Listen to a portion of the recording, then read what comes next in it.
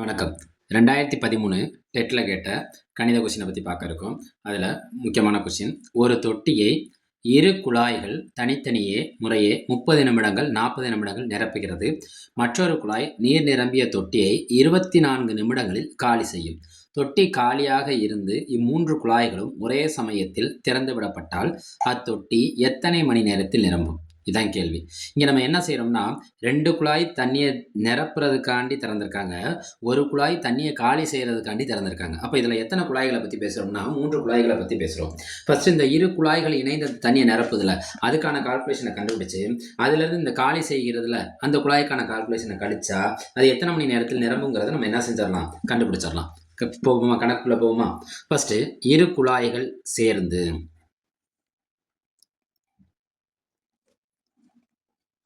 இந்த இரு குழாய்களும் சேர்ந்து என்ன செய்யுதுன்னா, ஃபஸ்ட்டு ஒவ்வொரு குழாயும் எத்தனை நிமிடம் எடுத்துக்குது? 30 நிமிடம். ஒரு குழாய் 30 நிமிடம் எடுத்துக்குது. இன்னொரு குழாய் 40 நிமிடம் எடுத்துக்குது. இந்த 2 குழாயும் சேர்ந்து என்ன செய்யுதுன்னா தண்ணியை நிரப்புது. ரைட். இப்போ பின்ன வடிவத்தில் இருக்குது. அடிமான சமமாக இல்லைன்னா, அதாவது பகுதி சமமாக இல்லைன்னா குறுக்க பெருக்கணும். இடையில ப்ளஸ்ஸோ மைனஸோ இருந்தால் அவனையும் பெருக்கணும். ஓர் 40 40, ஓர் 30 30. இது ரெண்டையும் பெருக்கணும்னா ஃபஸ்ட்டு நம்பரை பெருக்கும். 3 12 2 0. இந்த 30 40 கூட்டினா நம்மளுக்கு என்ன கிடைக்குன்னா 70/1200. 70/1200. இதை முடிஞ்ச அளவு நம்மளால் சுருக்கிக்குவோம். ஒரு ஜீரோக்கு ஒரு ஜீரோ என்ன ஆயிரும்? கேன்சல் ஆயிரும். அப்போ நிரப்புவதற்கு எவ்வளோ ஆகுது? 7/120. ரைட். அடுத்து நம்ம எதை பற்றி பேசணும்? காலி செய்வதற்குனா இந்த 2 குழாயும் சேர்ந்து நிரப்புதில் எவ்வளோ நிரப்பிருக்கு? 7/20. இப்போ காலி செய்வதுங்கிறது என்னென்னா, காலி செய்வதற்கு எவ்வளோ நேரம் எடுத்துக்குதுன்னா, மற்றொரு குழாய் நீர் நிரம்பிய தொட்டியை எத்தனை நிமிடங்களில் காலி செய்கிறது? 24 நிமிடங்களில் காலி செய்கிறது. இப்போ காலி செய்வதுங்கிறது 1/24. அப்போ 7/120லேருந்து இது நிரப்புனதை இது 1/24 என்ன செய்யுது? காலி செய்கிறது. அப்போ நல்லா பாருங்கள், இங்கே இருக்க 24, இங்கே இருக்க 120 வாய்ப்பாடில் வருமானு பார்க்கணும். 24 வாய்ப்பாடை நம்ம என்ன செஞ்சுட்டே இருக்கணும்னா சொல்லி பார்த்துக்கிட்டே இருக்கணும். நம்ம 24 விட்டுருங்க, 20 எடுத்துக்கோங்க. 5 20 சேர்ந்தா எவ்வளோ கிடைக்கும்? 100. நம்மளுக்கு இங்கே என்ன தேவைன்னா 120 தேவை. 5 20. அப்போ 5 24 120 கிடைக்குதா நம்ம சைடில் செக் பண்ணி பார்க்கணும். 5 20, பாக்கி 2, 2 10, 10ஓட 2 கூட்டினா என்ன கிடைக்கும்? 12. அப்போ எத்தனை 24 சேர்ந்தா 120 கிடைக்குதுன்னா 5 24 சேர்ந்தா 120 கிடைக்கும். இது எதுக்காக நம்ம கண்டுபிடிக்கிறோம்னா, பகுதி சமமாக இல்லைன்னா அதில் பகுதியில் ஒரு எண் சின்ன எண்ணாக இருந்துச்சுன்னா நம்ம என்ன செய்யணும்? பெரிய எண் வர்ற வரைக்கும் அந்த சின்ன எண்ணோட வாய்ப்பாடை சொல்லி பெரிய எண் கிடைச்சா நம்ம அதோட சின்ன எண்ணை என்ன செஞ்சுக்கலாம்னா பெரிய எண் வர்றதுக்காக வாய்ப்பாடில் பெருக்கி பார்த்துக்கலாம். சப்போஸ் வந்துருச்சுன்னா பெரிய எண்ணை மட்டுமே நம்ம எடுத்துக்கலாம். பகுதியில் பெரிய எண் என்ன? இங்கே இதில் 24 120 120 எடுத்துக்கிறேன். இந்த 120ல் எத்தனை 120 ஒரு 120. அப்போ இதை மேலே இருக்க தொகுதி அதே நம்பராலே பெருக்கிக்கோங்க. நடுவில் மைனஸ். இந்த 24 எத்தனை 24 சேர்ந்தா 120 கிடைக்கும்னா 5 24 சேர்ந்தா 120 கிடைக்கும். இப்போ அதே தான் தொகுதியில் பெருக்குங்க. தொகுதியில் இங்கே என்ன நம்பர் கொடுத்துருக்கோம்? 1. ஓர் 5 5. 7ல் 5 போச்சுன்னா பாக்கி நம்மளுக்கு என்ன கிடைக்குன்னா 2. 2/120. ஓர் 2 2, 6 12. அப்போ நம்மளுக்கு என்ன கிடச்சிருக்குன்னா 1/60. இந்த 1/60 நிமிடங்கள்ங்கிறது நம்மளுக்கு எதை டினோட் பண்ணும்னா 1 மணி நேரம். எதை டினோட் பண்ணும்? 1 மணி நேரம். அப்போ இதுக்கான விடை என்னன்னா 1 மணி நேரம். இதுக்கான விடை என்ன கிடைக்குது? நம்மளுக்கு 1 மணி நேரம். வணக்கம். 2013 டிஇடியில் கேட்ட மேக்ஸ் கணக்குகளை பற்றி பார்த்துட்ருக்கோம். அதில் அடுத்த ஒரு கணக்கு 32 பெருக்கல் 4ஓட ஒரு எக்ஸோட ரூட்டோட மடங்கு கூட்டினா அதோட 36ஆல் டிவைட் பண்ணால் நம்மளுக்கு என்ன கிடைக்குமா? 4 கிடைக்கும்னா யாரோட மதிப்பு கேட்குறாங்கன்னா எக்ஸோட மதிப்பு கேட்குறாங்க. அதுக்கு 4 விதமான ஆன்சர் கொடுத்துருக்காங்க. முதல் ஆன்சர் 16, ரெண்டாவது ஆன்சர் 196, மூணாவது ஆன்சர் 256, நாலாவது ஆன்சர் 296. இது 2 மெத்தடில் நம்ம போடலாம். ஒன்று ஒவ்வொரு விடைகளையும் இதில் சப்ஸ்டிட் பண்ணி கண்டுபிடிக்கலாம். இல்லைனா இதை சுருக்குனா இதோட மதிப்பு கிடச்சிரும். நம்மளுக்கு என்னென்னா இருக்கிற நேரம் குறைவுங்கிறதுனால இந்த கேள்வியை சுருக்கி நான் யாரோட மதிப்பை கண்டுபிடிக்க போகிறேன்? எக்ஸோட மதிப்பை கண்டுபிடிக்க போகிறேன். ஃபர்ஸ்ட் ஸ்டெப்பில் என்ன கொடுத்துருக்காங்கன்னா 32 4 என்ன செய்ய சொல்கிறாங்க? பெருக்க சொல்கிறாங்க. 4 32 எவ்வளோன்னு பெருக்கிறோம். 4 30 எவ்வளோ? 120. 4 2 8. அப்போ இது என்ன கிடைக்குன்னா 128 plus √x divided by 36 equal to 4. இது கீழே யார் இருக்கிறதா அர்த்தம்? 1 இருக்கிறதா அர்த்தம். நம்ம என்ன செஞ்சால் மட்டும் போதும், குறுக்க மட்டும் பெருக்குங்க. 1ஆல் யாரை பெருக்கணும்? அந்த பெருக்கிறாள் அப்படியே கிடப்பாங்க. 4 36 எவ்வளோ? 4 30 120, 4 6 24, 120 ஒரு 24 சேர்ந்துச்சுன்னா 144. நம்மளுக்கு யாரோட மதிப்பு தேவை? ரூட் எக்ஸோட மதிப்பு தேவை. இந்த ப்ளஸ் 128 இங்கே போச்சுன்னா என்ன 128 ஆகும்? மைனஸ் 128 ஆகும். அப்போ ரூட் எக்ஸ் ஈக்குவல் டு 144ல் 128 போச்சுன்னா நம்மளுக்கு என்ன கிடைக்கும்னா 16. நம்மளுக்கு மறுபடியும் தெரிஞ்சுக்கோங்க, எக்ஸோட மதிப்பு தான் கேட்டிருக்காங்க கேள்வியில் எக்ஸோட மதிப்பு தான் கேட்டிருக்காங்க. யாரோட மதிப்பு கேட்கல? ரூட் எக்ஸோட மதிப்பு கேட்கல. எப்போ ஒரு ரூட்லேருந்து ஒரு நம்பர் வெளியில் வரும்னா அதை நம்ம என்ன படுத்தினா வரும்? வர்க்கப்படுத்தினா வரும். அப்போ நான் என்ன செய்கிறேன்னா இதை வர்க்கப்படுத்த போகிறேன். அப்போ இதை ஒரு சைடு மட்டும் வர்க்கப்படுத்தினா அது தவறாக போயிடும். எத்தனை சைடும் வரும்னா 2 சைடுமே நம்ம என்ன செய்யணும்? வர்க்கப்படுத்தணும். அப்போ நம்ம இருபுறம் வர்க்கம். இது தெரிஞ்சுக்கோங்க, எழுதி ஸ்டெப்பு போட்டு தான் மார்க் போடணும்னு கிடையாது, தெரிஞ்சுக்கிறக்காண்டி எழுதிக்கிறேன். இருபுறம் வர்க்கப்படுத்த. அப்போ root x squared equal to இப்போ 16 என்ன ஆயிரும்? ஸ்கொயர்ட் ஆயிரும். இந்த ஸ்கொயர்டும் இந்த ரூட்டு என்ன ஆயிரும்? கேன்சல் ஆயிரும். நம்மளுக்கு என்ன கிடைக்கும்? எக்ஸு 16 ஸ்கொயர் பண்ணால் 16 256. அப்போ இதுக்கான விடை என்ன? 256. அடுத்த கணக்கு, எது சரியானதல்ல நம்மள்கிட்ட கேட்டிருக்காங்க. ஃபஸ்ட்டு ஸ்டெப்பில் பாருங்கள், எல்லா கணக்குலையுமே ஒரு கோவைகள் மாதிரியே இருக்குது. இதை என்ன சொல்லுவாங்கன்னா பாட்மாஸ்ன்னு சொல்லுவாங்க. அந்த மேக்ஸ் மெத்தடில் இருக்குது. இதில் வந்து நம்ம ஒன்று தெரிஞ்சுக்கணும், கூட்டலையும் பெருக்கலையும் இடம் மாற்றினா மதிப்பு மாறாது. ஆனால் கழித்தலையும் வகுத்தலையும் இடம் மாற்றினா மதிப்பு மாறிவிடும். மதிப்பு என்ன செஞ்சிடும்? மாறிடும். இப்போ ஃபஸ்ட்டு கணக்கில் பாருங்கள், ஃபஸ்ட்டு ஆப்ஷனில் பாருங்கள், இங்கே இடையில என்ன இருக்குது? பெருக்கல் இருக்குது. இங்கே என்ன இருக்குது? பெருக்கல் இருக்குது. இதை நம்ம சிம்பிளாக நான் என்ன எழுதிக்கிறேன்னா, இது ஃபஸ்ட்டு ஏ ஆப்ஷன் எடுத்துக்கிறேன். இது 2 பெருக்கல் 3 ஈக்குவல் டு 3 பெருக்கல் 2 அப்படின்னு எடுத்துக்கிறேன். 2 3 6, 2 6. அப்போ இது என்னது? சரியானது தான். பெருக்கல்ல இடம் மாற்றினா என்ன செய்யாது? மதிப்பு மாறாது. இங்கே என்ன கொடுத்துருக்காங்க பாருங்கள், எல்லாமே கூட்டலில் இருக்குது. எல்லாமே என்னத்தில் இருக்குது? கூட்டலில் இருக்குது. நம்ம முதல் சொன்ன மாதிரி கூட்டல் மற்றும் பெருக்கல்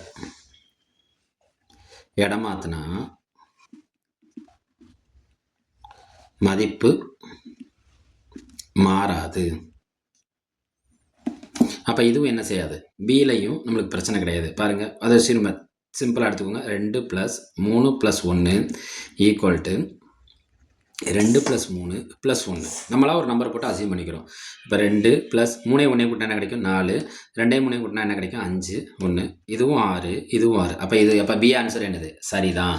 சி ஆன்சரை போய் நம்ம பாருங்கள். சி ஆன்சரில் என்ன இருக்குன்னா வகுத்தல் இருக்குது. சி ஆன்சரில் என்ன இருக்குது? வகுத்தல் இருக்குது. டி ஆன்சரை போய் பாருங்கள். டி ஆன்சர் எல்லாமே எதில் இருக்குது? பெருக்கல்ல இருக்குது. அப்போ டி ஆன்சரையும் எடுத்துக்கோங்க ஒரு பேச்சுக்கு. 2 × 3 × 4 ஈக்குவல் டு 2 × 3 × 4.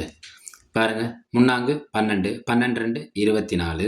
அதே தான் இங்கேயும் பாருங்கள், 2 3 6, 6 4 24. அப்போ கூட்டல்லையும் பெருக்கல்லையும் மதிப்புகள் என்ன செய்யாது? மாறாது. ஆனால் வகுத்தல்லையும் கழித்தல்லையும் மதிப்புகள் என்ன செய்யும்? மாறும். கழித்தல் மற்றும் வகுத்தல் இடம் மாற்றினால்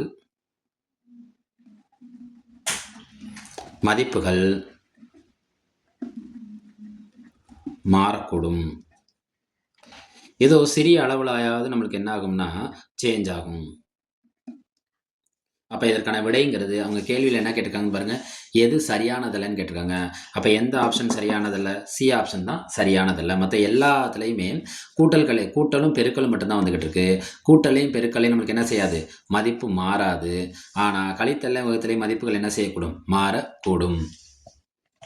அடடா கடிதம் சேனல்ல லைக் பண்ணுங்க, சப்ஸ்கிரைப் செய்யுங்க, சப்போர்ட் பண்ணுங்க. வணக்கம். 2013 டிஇடியில் கேட்ட கணக்குகளை பற்றி பார்த்துக்கிட்டு இருக்கோம்.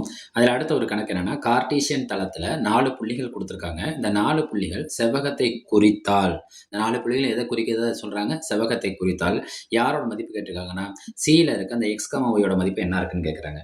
கார்ட்டீசியன் தளத்தில், கார்ட்டீசியன்கிறது என்னென்னா, நம்ம அந்த கிராஃப் போட்டிருப்போம். முதல் கால் பகுதி, 2வது கால் பகுதி, 3வது கால் பகுதி, 4வது கால் பகுதின்னு கடிகாரத்துக்கு எதிர் திசையில் செயல்படுறது தான் அந்த கால் பகுதிகள் அமைந்த கார்ட்டீசியன் தளம். இந்த கார்ட்டீசியன் தளத்துல அந்த 4 புள்ளிகள் சேர்ந்து யார அமைக்குதுன்னா செவ்வகத்தை அமைக்குதுன்னு சொல்றாங்க. செவ்வகத்தை அமைச்சா எப்படி இருக்கும்னா, அப்ப செவ்வகத்துக்கான புள்ளிகள்ங்கிறது 4 புள்ளிகள் இருக்கும். ஏங்கிறது என்ன? 0,0, பிங்கிறது என்ன? 3,0, சிங்கிறது என்ன? x, y, டிங்கிறது என்ன? 0,5.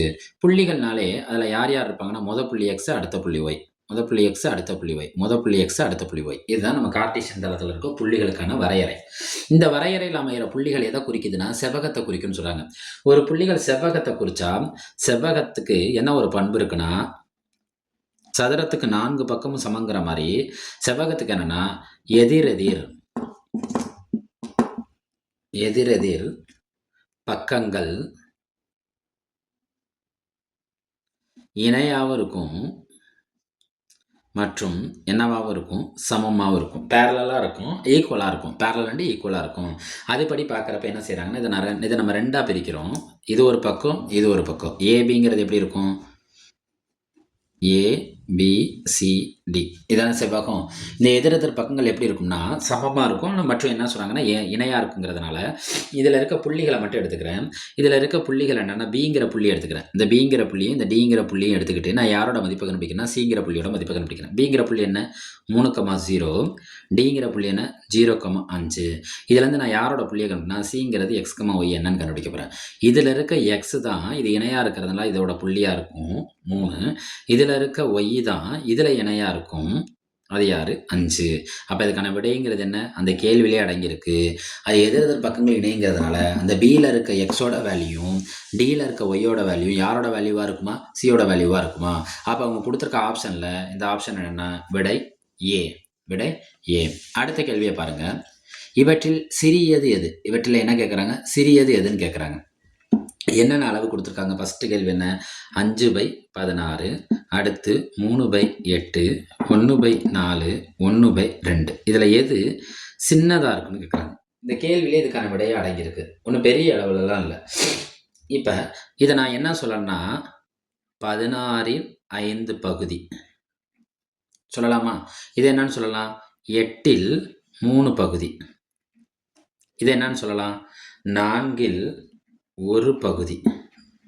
இதை என்ன சொல்லலாம்? 2/1 பகுதி. இப்போ இதை பார்த்தாலே தெரியும் எது சின்னதுன்னு தெரிஞ்சிடலாம். இதை என்ன சொல்லலாம்? இதை என்னன்னு சொல்லலாம்? 2/1 பகுதி. இதை பார்த்தாலே தெரியும் 16 ரூபா இருக்குன்னா அதில் 5 பகுதி இது இருக்குது. 5 ரூபா அதில் இருக்குது. 8 ரூபா இருக்குன்னா அதில் 3 ரூபா இது இருக்குது. 4 ரூபா இருக்குன்னா இதில் எத்தனை ரூபா மட்டும்தான் இருக்குது? 1 ரூபா இருக்குது. 2 ரூபா இருக்குன்னா இதில் எத்தனை ரூபா இருக்குது? 1 ரூபா இருக்குது. நான் இப்போ இது படி பார்க்குறப்ப இந்த ஆன்சரும் கண்டிப்பாக சின்ன ஆன்சராக இருக்காது. நம்மளுக்கோட ஆப்ஷன் இதில் தான் குழம்பும். என்னது? 4ல் ஒரு பகுதி சின்னதா, 2ல் ஒரு பகுதி சின்னதா? 2ல் ஒரு பகுதி சின்னதுங்கிறது அது பாதின்னு அர்த்தம். என்றைக்குமே பாதிங்கிறது கால்வாசியை விட பெருசாக தான் இருக்கும். அப்போ இது எப்படி இருக்குது? 4ல் ஒரு பகுதி தான் என்னவாக இருக்குது? சின்னது. அவங்க கேள்வியில் என்ன கேட்டிருக்காங்க பாருங்கள். 4 பின்ன வேல்யூ கொடுத்து இவற்றில் சிறியது எதுனா 4ல் ஒரு பகுதி தான் சிறியது. 4ல் ஒரு பகுதி சிறியது. வணக்கம். 2013 டிஇடி மேக்ஸில் கேட்ட கணக்குகளை பற்றி பார்த்துட்ருக்கோம். அடுத்த கணக்கு 2400 சதுர மீட்டர் நிலத்தை 12 வேலையாட்கள் 10 நாட்களில் உழுது முடிக்கிறாங்க. 5400 சதுர மீட்டர் நிலத்தை 18 நாட்களில் உழுவதற்கு எத்தனை வேலையாட்கள் தேவை? எத்தனை வேலையாட்கள் தேவை? இதுதான் கேள்வி. நான் என்ன செய்கிறேன்னா ஃபஸ்ட்டு நம்ம இதில் என்ன கண்டுபிடிக்கணும்னா மொத்த வேலை என்னன்னு கண்டுபிடிச்சு அந்த மொத்த வேலையிலேருந்து ஒரு ஆள் உழுவதற்கான பரப்பை கண்டுபிடிச்சா போதும். மொத்தம் 2400 சதுர மீட்டர் இருக்கா? அதில் மொத்த வேலையை கண்டுபிடிக்கணும். மொத்த வேலைங்கிறது என்னென்னா மொத்த வேலைங்கிறது எத்தனை வேலையாள் வேலை செய்கிறாங்க? 12 வேலையாட்கள். 12 ஆட்களையும் 10 நாட்களையும் பெருக்கணும். மொத்த வேலைங்கிறது 12 வேலையாளையும் 10 நாட்களையும் பெருக்கணும். நம்மளுக்கு என்ன கிடைக்கும்? 120. இந்த 120 வச்சு ஒரு வேலையால் உழும் பரப்பு. இந்த 2400 சதுர மீட்டருக்கு உழுவுறதுன்னு எல்லாருமே வேலை செய்கிறாங்க. அந்த உழுதல் வேலையை பார்க்குறதுல ஒரு வேலையால் எவ்வளோ சதுர மீட்டர் பரப்பை உழுவார்னு பார்க்கணும். அப்போ 2400 டிவைடட் பை 120. இந்த 0க்கு இந்த 0 என்ன ஆயிரும்? கேன்சல் ஆயிரும். 12 12, 2 12 24. இதில் ஒரு 0. அப்போ ஒரு வேலையால் உழும் பரப்பு என்னென்னா 20 சதுர மீட்டர். ஃபஸ்ட்டு அதை கண்டுபிடிச்சாச்சு. ஒரு வேலையால் உழும் பரப்பு என்ன? 20 சதுர மீட்டர். இதை கண்டுபிடிச்சாச்சு. அடுத்து என்னென்னா இப்போ அவங்க என்ன கேட்டிருக்காங்க?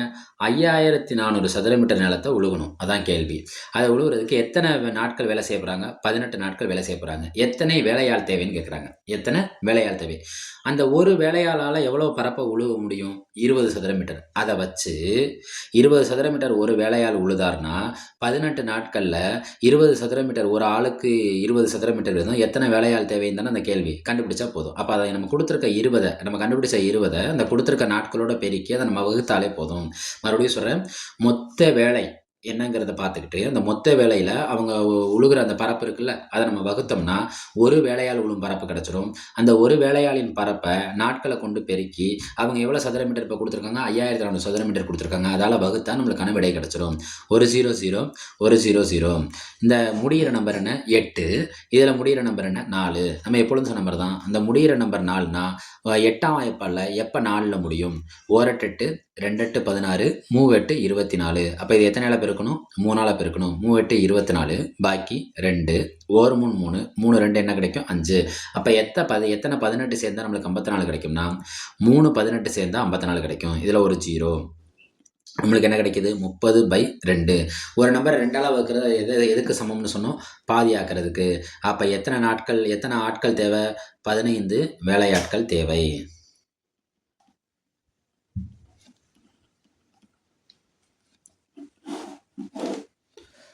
அவங்க கொடுத்துருக்க கேள்வியில் எல்லாமே இருக்குது. ஃபஸ்ட்டு கேள்வியில் 2400 சதுர மீட்டர் இருக்குது, 12 வேலையாட்கள் 10 நாட்கள் வேலை செய்கிறாங்க, உழுது முடிக்கிறாங்க. இப்போ நம்மளுக்கு என்ன தேவைன்னா 12 வேலையாட்கள் 10 நாட்களில் வேலை செய்ய போகிறாங்க. ஆனால் இவங்க 12 வேலையாட்கள் ஒவ்வொரு நாள்லையும் எவ்வளோ சதுர மீட்டர் உள்ள போகிறாங்க, அதை கண்டுபிடிச்சிட்டோம். அடுத்த கேள்வி என்ன? அவங்களுக்கு இப்போ அடுத்த டாஸ்க் என்ன கொடுத்துருக்காங்க? 5400 சதுர மீட்டர் நிலம் இருக்குது. எத்தனை சதுர மீட்டர் நிலம் இருக்குது?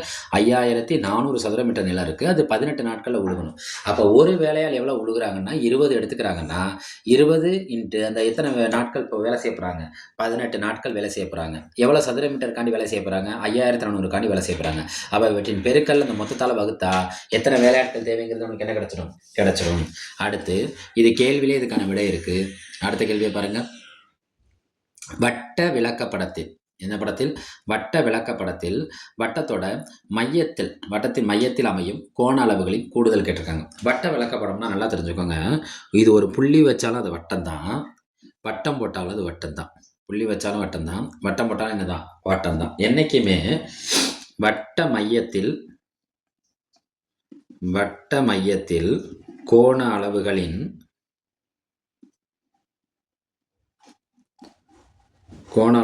கூடுதல்னு கேட்டாலும் சரி, ஆர் ஒரு புள்ளியில் அமைந்த கோணங்களின் கூடுதல் கேட்டாலும் சரி,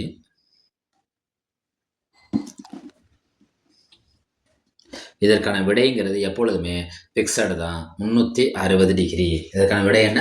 360 டிகிரி. மறுபடியும் சொல்கிறேன், ஒரு புள்ளியை வச்சா அதோட கோண அளவுகள் கேட்டாலும் சரி, ஒரு வட்டம் வரைஞ்ச அதோட கோண அளவுகள் கேட்டாலும் சரி, அவற்றின் கோண அளவுகளின் கூடுதல் என்னது? 360 டிகிரி. அப்போ இதற்கான விடைங்கிறது என்ன? 360 டிகிரி. வணக்கம்.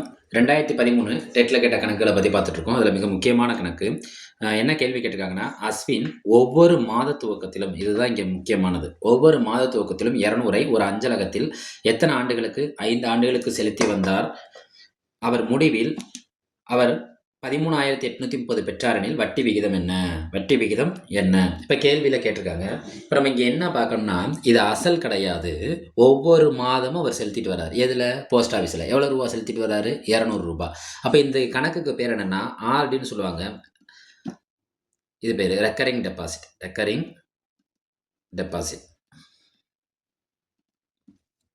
இந்த ரெக்கரிங் டெபாசிட்டை பொறுத்த வரைக்கும் அதுக்கான வட்டி, அது கால்குலேட் பண்ணுற விதம்லாம் எல்லாமே வெவ்வேறு தான் இருக்கும். ஏன்னா ஃபிக்ஸட் டெபாசிட்டுங்கிறப்ப அதுக்கான வட்டிங்கிறது நிரந்தரம்.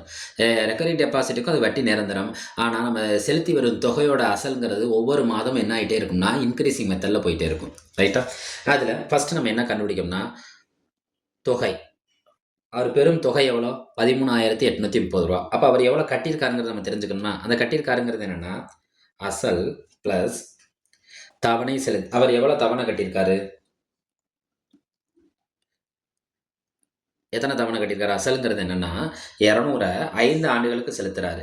அதுதான் அதோட தவணை. அப்போ 5 ஆண்டுகளுங்கிறப்ப ஒரு ஆண்டுகளுக்குங்கிறது 12 மாதம். அப்போ 5 ஆண்டுகளுங்கிறது 5 12 60 மாதங்கள் அவர் தவணையில் செலுத்தியிருக்காரு. ஒவ்வொரு மாதமும் அவர் எவ்வளோ செலுத்தியிருக்காரு? 200 ரூபா.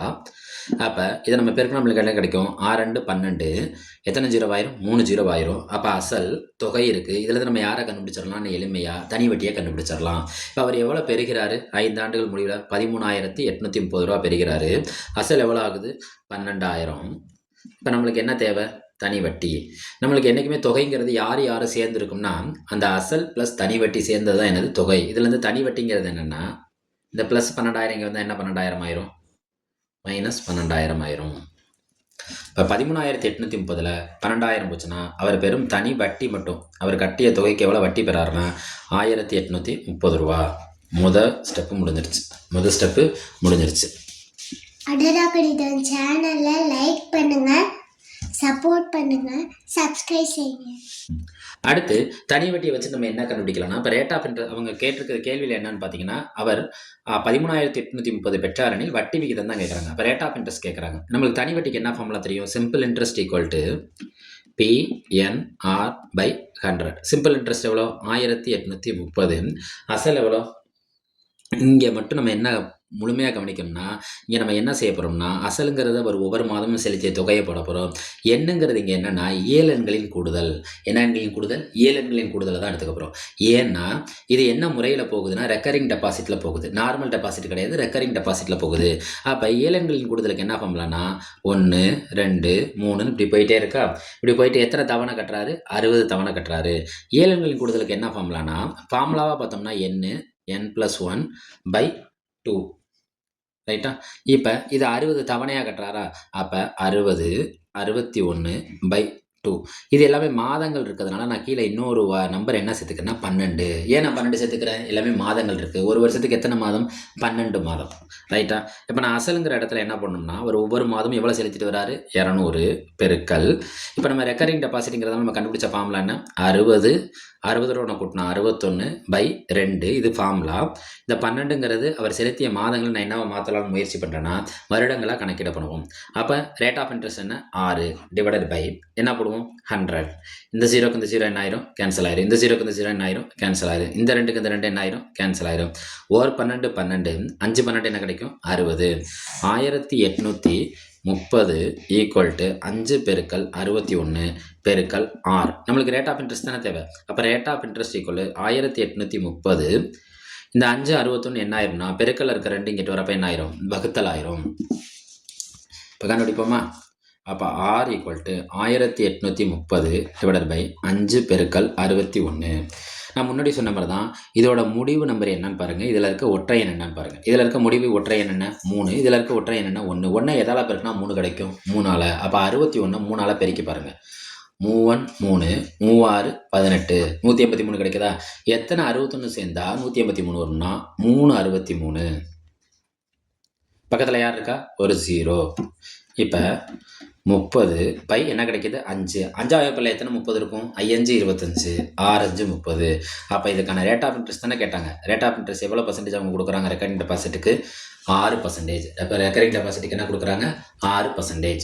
இதை அஞ்சலகத்தில் கணக்கிடுறோம். இது நம்ம நார்மலாகவே தெரிஞ்சுக்கலாம். அஞ்சலகத்தில் நம்ம போய் அதாவது போஸ்ட் ஆஃபீஸில் போய் நம்ம ஒரு ரெக்கரிங் டெபாசிட் ஓப்பன் பண்ணுறோம்னா அவங்க எத்தனை பர்சன்டேஜ் இன்ட்ரெஸ்ட் கொடுக்குறாங்கன்னு சொன்னாலே போதும். நம்மளால் என்ன செஞ்சிடலாம்? எத்தனை ஆண்டுகளுக்குங்கிறது கணக்கிட்டு மொத்த தொகையும் கண்டுபிடிக்க தெரியும். மொத்த தொகை இவ்வளோ வருதுன்னு சொன்னாங்கன்னா அதை வச்சு நம்மளால் என்ன கண்டுபிடிக்க முடியும்னா வட்டி விகிதமும் கண்டுபிடிக்க முடியும். வணக்கம். 2013 TET மேக்ஸில் கேட்ட ஒரு கணக்கு. ஒரு சதுரத்தின் ஒவ்வொரு பக்கத்தையும் 50% அதிகரித்தால் எத்தனை பர்சன்டேஜ் இன்க்ரீஸ் பண்ணுறாங்க? 50% அதிகரித்தால் அதன் பரப்பளவு எத்தனை சதவீதம் அதிகரிக்கும்? இதுதான் கேள்வி. இதே மாதிரியான ஒரு கொஸ்டின் 2012 டெட்டில் இருக்குது. அதுக்கான வீடியோவும் நம்மளோட அடரா கணிதம் சேனலில் இருக்குது, பார்த்துக்கோங்க. அதே மாதிரியே தான் இதுவும் செய்ய போகிறோம். ஒன்றும் பெரிய விஷயம் இல்லை. இங்கே 50% என்ன செய்கிறாங்க? அதிகரிக்கிறாங்க. ஒரு பர்சன்டேஜுங்கிறது என்ன? 100. அப்போ 50% அதிகரித்தா அது எத்தனை பர்சன்டேஜாக மாறும்? 150% மாறும். 150% வரும். பழைய பக்கம் 1 மடங்குனா புதிய பக்கம் எத்தனை மடங்காக இருக்கும்? 1.5 மடங்காக இருக்கும். பழைய பக்கத்தை நான் என்னென்னு எடுத்துக்கிறேன்? 1 மடங்குன்னு எடுத்துக்கிட்டா புதிய பக்கம் என்னவா இருக்கும்? 1.5 மடங்கு. ஏன்? இங்கே 50% என்ன செய்யுது? அதிகம். 50%ங்கிறது என்னென்னா பழைய மடங்கில் இன்னொரு 1/2 மடங்கு எக்ஸ்ட்ரா இங்கே வந்து விழுந்துடும். அதிகம்னா அதை நம்ம என்ன செஞ்சுக்கணும்? ஆட் பண்ணிக்கணும். ரைட்டு. இப்போ இதை வச்சு கணக்கு எப்படி போடுறது? இதை 1.5 மடங்குன்னு வச்சு நம்மளால் கணக்கு போட முடியாது. நான் என்ன செய்கிறேன்னா பழைய பக்கத்தை 100ன்னு வைக்கிறேன்னா புதிய பக்கம் என்ன ஆகும்? அதோட ஒரு 50 சேர்ந்துடும். சதவீதங்கிறப்ப நான் எதால் வகுக்கணும்? 100ஆல் வகுக்கணும். அப்போ இது 150/100. இந்த 0 இந்த 0 என்ன ஆயிரும்? கேன்சல் ஆயிரும்.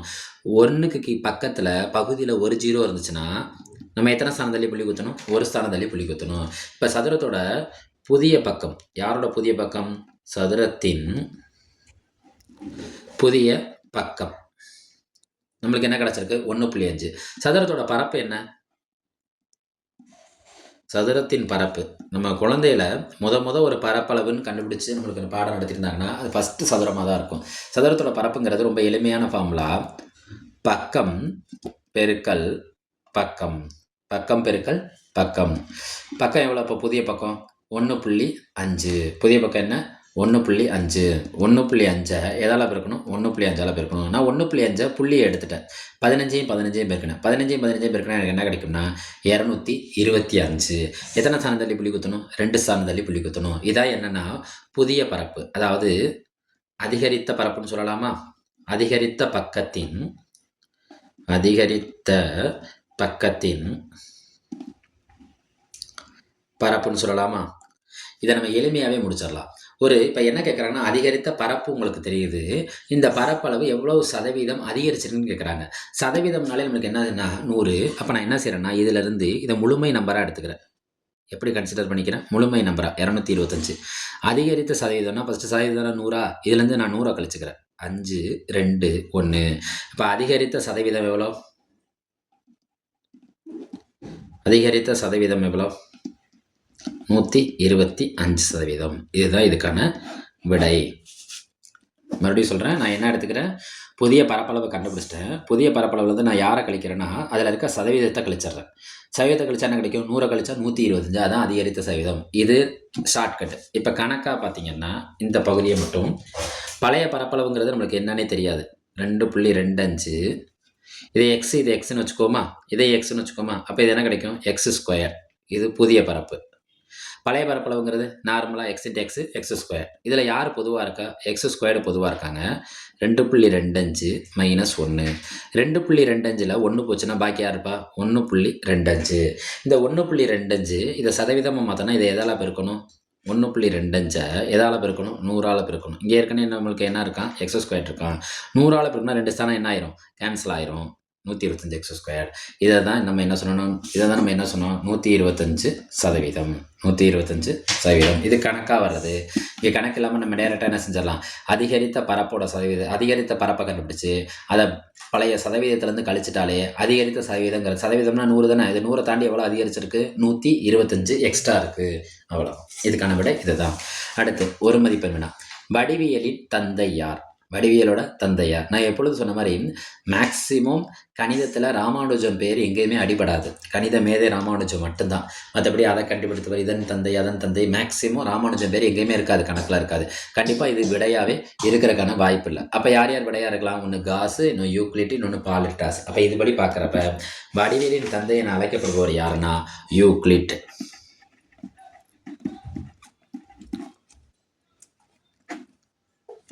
தேங்க்யூ. வணக்கம். 2013 டிஇடியில் கேட்ட கணக்குகளை பற்றி பார்த்துட்ருக்கோம்.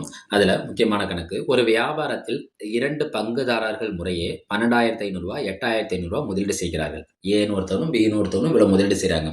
அதில் ஒரு பங்குதாரர் மற்றொரு பங்குதாரரை காட்டிலும் எவ்வளோ அதிகம் பெறுகிறார்? லாபம் 300. எப்போ நம்ம மற்றொருவரை காட்டிலும் கம்பேர் பண்ணுறோம்னா அதுக்கடையில் என்ன இருக்குன்னா நமக்கு டிஃப்ரென்ஸ் இருக்கும். அந்த இடத்துல கழித்தல் தான் நம்ம பயன்படுத்த போகிறோம். அதிகம் பெறுகிறார் எனில் மொத்த லாபத்தொகை எவ்வளவா இருக்கும்? மொத்த லாபம் எவ்வளவா இருந்தால் இவர் 300 அதிகம் பெற்றிருப்பார். 2 பேரை கம்பேர் பண்ணுறப்ப தான் கணக்குக்குள்ளே போகுமா?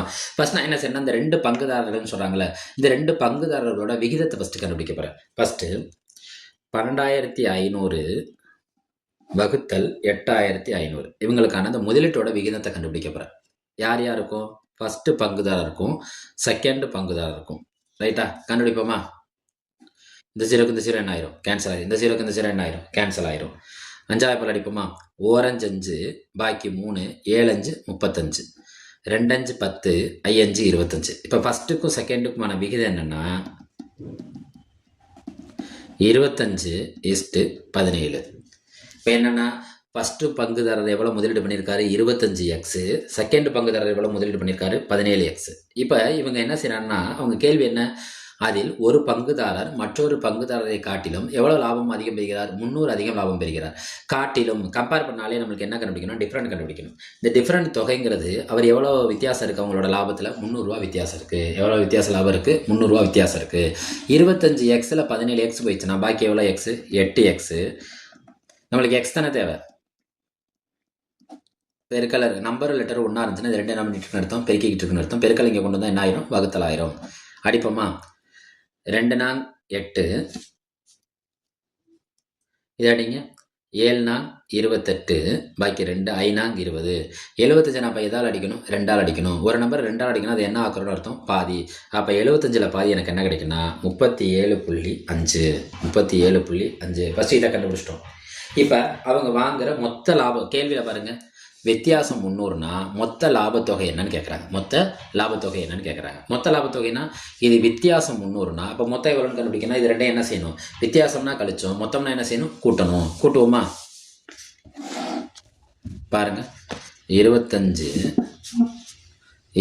எக்ஸோட 17 எக்ஸை என்ன செய்யணும், கூட்டணும். ஏன்னா அவங்க கேட்டிருக்கிறது என்னென்னா மொத்த லாபம். 25 எக்ஸையும் 12 எக்ஸ் 17 எக்ஸையும் கூட்டினா நம்மளுக்கு என்ன கிடைக்கும்னா 42 எக்ஸு. அப்போ 42 எக்ஸு நம்பர் லெட்டர் சேர்ந்துருந்தா நம்ம முன்ன சொன்ன மாதிரி இது ரெண்டு என்ன பண்ணிட்டு அர்த்தம், பெருக்கிட்டு இருக்குன்னு அர்த்தம். இந்த எக்ஸோட மதிப்பு நம்ம என்ன கண்டுபிடிச்சிருக்கோம், 37.5. 42 இது 37.5 பெருக்குனா நம்மளுக்கு அதுக்கான விடை கிடச்சிரும். பாருங்கள், நான் 37.5 375 எடுத்துக்கிறேன், இதை 42 எடுத்துக்கிறேன். இப்போ பெருக்குவோமா, 2 5 10, பாக்கி 1, 2 7 14, 14 ஒன்று கூட்டினா என்ன கிடைக்கும், 15, பாக்கி 1, 2 3 6, 6ஓட ஒன்று கூட்டினா என்ன கிடைக்கும், 7, 4 5 20, பாக்கி 2, 4 7 28, 28 2 என்ன கிடைக்கும், 30, பாக்கி 3, 4 3 12, 12ஓட 3 கூட்டினா என்ன கிடைக்கும், 15, 0 5 7 5 1. இப்போ எனக்கு என்ன கிடச்சிருக்கு, 15,750. 15,750 கிடச்சிருக்கு. நான் என்ன செஞ்சேன்னா, புள்ளிக்கு அப்புறம் ஒரு ஸ்தானம் இருக்கா, நான் அதை நான் கணக்கிலே எடுத்துக்கல. இப்போ நான் என்ன செய்யறேன்னா, புள்ளிக்கு அப்புறம் ஒரு ஸ்தானம் தள்ளி புள்ளி குத்திடுறேன். அப்போ அந்த 0 என்ன ஆயிரும், கேன்சல் ஆயிரும். அப்போ விட என்ன கிடைக்கிது, மொத்த லாபத்தொகை எவ்வளோ, 1575. மொத்த லாபத்தொகை எவ்வளோ, 1575. அது ஆப்ஷன் பி. நன்றி.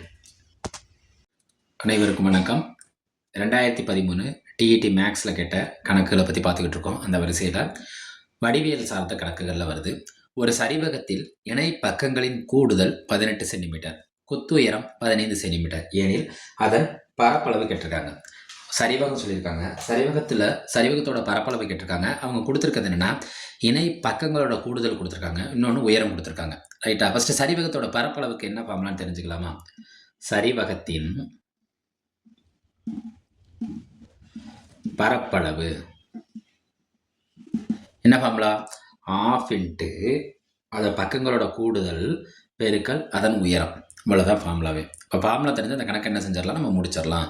சரிவகத்தின் பரப்பளவுக்கு என்ன ஃபார்முலா, ½ இன்ட்டு பக்கங்களோட கூடுதல், இணை பக்கங்களின் கூடுதல் பெருக்கல் குத்துயரம், ½ இன்ட்டு இணைப்பக்கங்களின் கூடுதல் அவங்களே என்ன கொடுத்துருக்காங்கன்னா 18 சென்டிமீட்டர் பெருக்கல் குத்துயரம் எவ்வளோ கொடுத்துருக்காங்க, 15. 2 எத்தனை 2 18, 9 2 18. ஒரு நம்பரை 2ஆல் அடிக்கிறோம்னா அது என்ன ஆக்குறோன்னு அர்த்தம், பாதி ஆக்குறோன்னு அர்த்தம். 9 பெருக்கல் 15, 15 150. அப்போ 9 15ங்கிறது 150க்கு முன்னாடி 15ங்கிறது எவ்வளோ, 135 சென்டிமீட்டர் ஸ்கொயர். அப்போ இதுக்கான விடைங்கிறது ஆப்ஷன் டி. Option D. அடுத்த கணக்கு முக்கியமான கணக்கு. இந்த கணக்கு 10ஆம் வகுப்பு கணித பாட புத்தகத்தில் 2வது சாப்டரில் இருக்க சிறப்பு தொடர்களில் இருக்குது. சிறப்பு தொடர்களோட பண்புகளில் இது அடங்கியிருக்கு. பாருங்கள், 1 கியூப் 2 கியூப் ஆரம்பித்து எத்தனை கியூப் வரைக்கும் இருக்குது, 9 கியூபுக்கு சமமானது எதுன்னு கேட்குறாங்க. ஃபஸ்ட்டு இந்த சிறப்பு தொடர்களை 1 cube 2 cube 3 cube etcetera n cube. இதுக்கான ஃபார்முலா என்ன தெரியுமா, n+1/2 பவர் 2 by 2 பவர் 2 அப்படி சொல்லி ஞாபகப்படுத்திக்கோங்க. கியூபுக்கான ஃபார்முலா என்ன, n+1, அதாவது என்ன நம்பர் அந்த நம்பருக்கு அடுத்த நம்பர், 1 கூட்டினா என்ன நம்பர் கிடைக்கும், அதுக்கு அடுத்த நம்பர் by 2 பவர் 2. இங்கே என்னங்கிறது எதை குறிக்குதுன்னா, கடைசியில் இருக்க என்ன குறிக்கும். கடைசியில் இங்கே என்ன கொடுத்துருக்காங்க, 9. அப்போ என்னங்கிறதுல நம்ம என்ன போட போகிறோம், 9. 9க்கு அடுத்த நம்பர் என்ன, 10. n+1 என்ன, அதுக்கு அடுத்த நம்பர்னு அர்த்தம். 1 கூட்டினா நமக்கு என்ன நம்பர் கிடைக்கும், அடுத்த number by 2 power 2. by 2 power 2. 2 2 எத்தனை 2 10, 2 10. இங்கே 9 5 என்ன பண்ணிட்டு இருக்குன்னு பாருங்கள், பெருக்கிக்கிட்டு இருக்கு. 9 5 பெருக்கினா நமக்கு என்ன கிடைக்கும், 9 5 45 ஸ்கொயர்டு. இந்த 45 ஸ்கொயர்டுக்கு மதிப்பு கொடுத்துருந்தாங்கன்னா மதிப்பையும் கண்டுபிடிக்கணும். இப்போ கேள்வியில் எல்லாமே அவங்க விடைகள் என்ன ஆப்ஷனில் கொடுத்துருக்காங்கன்னா 42 ஸ்கொயர், 43 ஸ்கொயர், 44 ஸ்கொயர், 45 ஸ்கொயர். நம்மளுக்கு வந்த விடை என்ன, 45 ஸ்கொயர். அப்போ இதுக்கான ஆப்ஷனுங்கிறது என்ன, ஆப்ஷன் டி. அனைவருக்கும் வணக்கம். 2013 டிஇடியில் கேட்ட கணக்குகளை பற்றி பார்த்துட்ருக்கோம். அதில் அடுத்த ஒரு முக்கியமான கணக்கு என்னென்னா 1000க்கு கியூப் ரூட்டும் 64க்கு ஸ்கொயர் ரூட்டும் கண்டுபிடிச்சு அதோட டிஃப்ரென்ஸை 729க்கு கியூப் ரூட்டும் 81க்கு ஸ்கொயர் ரூட்டும் கண்டுபிடிச்சா இது ரெண்டையோட டிவைடட் என்ன மதிப்புன்னு கேட்டிருக்காங்க. ஃபஸ்ட்டு 1000ங்கிறத கியூப் கேட்டிருக்காங்களா, அப்போ 1000த்தை எந்த 3 நம்பரால் பெருக்குன்னா 1000 வருங்கிறத ஃபஸ்ட் நம்ம கண்டுபிடிக்கணும். எந்த 3 நம்பரால் பெருக்குனா 10 பெருக்கல் 10 பெருக்கல் 10 முடிஞ்சிருச்சு. அடுத்து 64 ஸ்கொயர் ரூட் சொல்லியிருக்காங்களா, இப்போ 64 நம்மளுக்கு விடை வரணும். அது எந்த 2 நம்பரை பெருக்கினா கிடைக்கணும். அந்த 2 நம்பர் என்னவா இருக்கும்னா ஒரே எண்ணாக இருக்கணும். 8 பெருக்கல் 8. அடுத்து 729 பவரில் என்ன கொடுத்துருக்காங்க கியூப் ரூட். அப்போ 729 எந்த 3 நம்பரால் பெருக்கினா 729 கிடைக்கும்னு பார்த்தா 9 பெருக்கல் 9 பெருக்கல் 9. நான் ஏன் இங்கே 2 நம்பர் எடுத்துக்கிறேன், இங்கே ஏன் நான் 3 நம்பர் எடுத்துக்கிறேன்னா அவங்களோட கியூப், அந்த கியூபு ஸ்கொயர்டுங்கிற மாதிரி அந்த வர்க்கமூலம் போட்டிருக்காங்களா, அந்த வர்க்கமூலத்துக்கு மேலே இருக்க எண்கள் அந்த அடுக்கை வச்சு தான் நம்ம இங்கே என்ன செய்கிறோம், பிரிக்கிறோம். அடுத்து 81க்கு அவங்க என்ன ரூட் கொடுத்துருக்காங்க, ஸ்கொயர்டு ரூட் கொடுத்துருக்காங்க. ஸ்கொயர்டு இருந்தாலும் ஸ்கொயர்டு தான், இல்லைனாலும் இந்த ரூட்டோட வேல்யூ என்ன தான், ஸ்கொயர்டு தான். இப்போ 81ங்கிறது எந்த 2 நம்பரை ஒரே நம்பரை பெருக்கினா வரும்னா 9 9 81. இப்போ இந்த ரூட்டோட விகிதம்ங்கிறதெல்லாம் என்னென்னா ரூட்டோட மதிப்புங்கிறது எப்படி மாறும்னா எத்தனை 3 நம்பர் ஒரே மாதிரி இருக்கோ அதுக்கு பதிலாக நம்ம என்ன செஞ்சுக்கலாம், ஒரு நம்பர் எடுத்துக்கலாம்.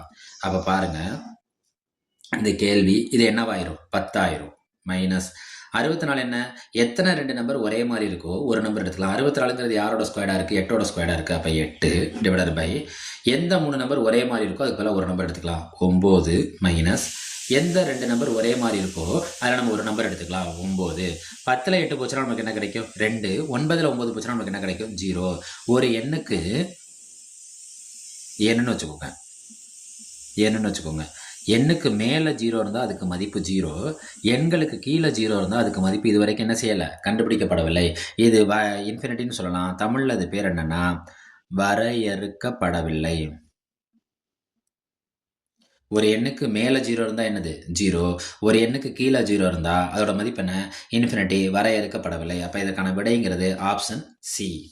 அடுத்த கணக்கில் நம்ம என்ன தெரிஞ்சுக்கணும்னா அவங்க கேட்டிருக்கிறது என்ன மதிப்பு. அடுத்த கணக்கு பார்ப்போம். என்ன கொடுத்துருக்காங்க, 0.00007, அதாவது 0க்கு அப்புறம் 5 தசமஸ்தானம் அப்புறம் ஒரு தசமஸ்தானம் 7 இருக்குது. அதாவது 5 தசமஸ்தானம் இங்கே என்னவா இருக்குது, 0 இருக்குது.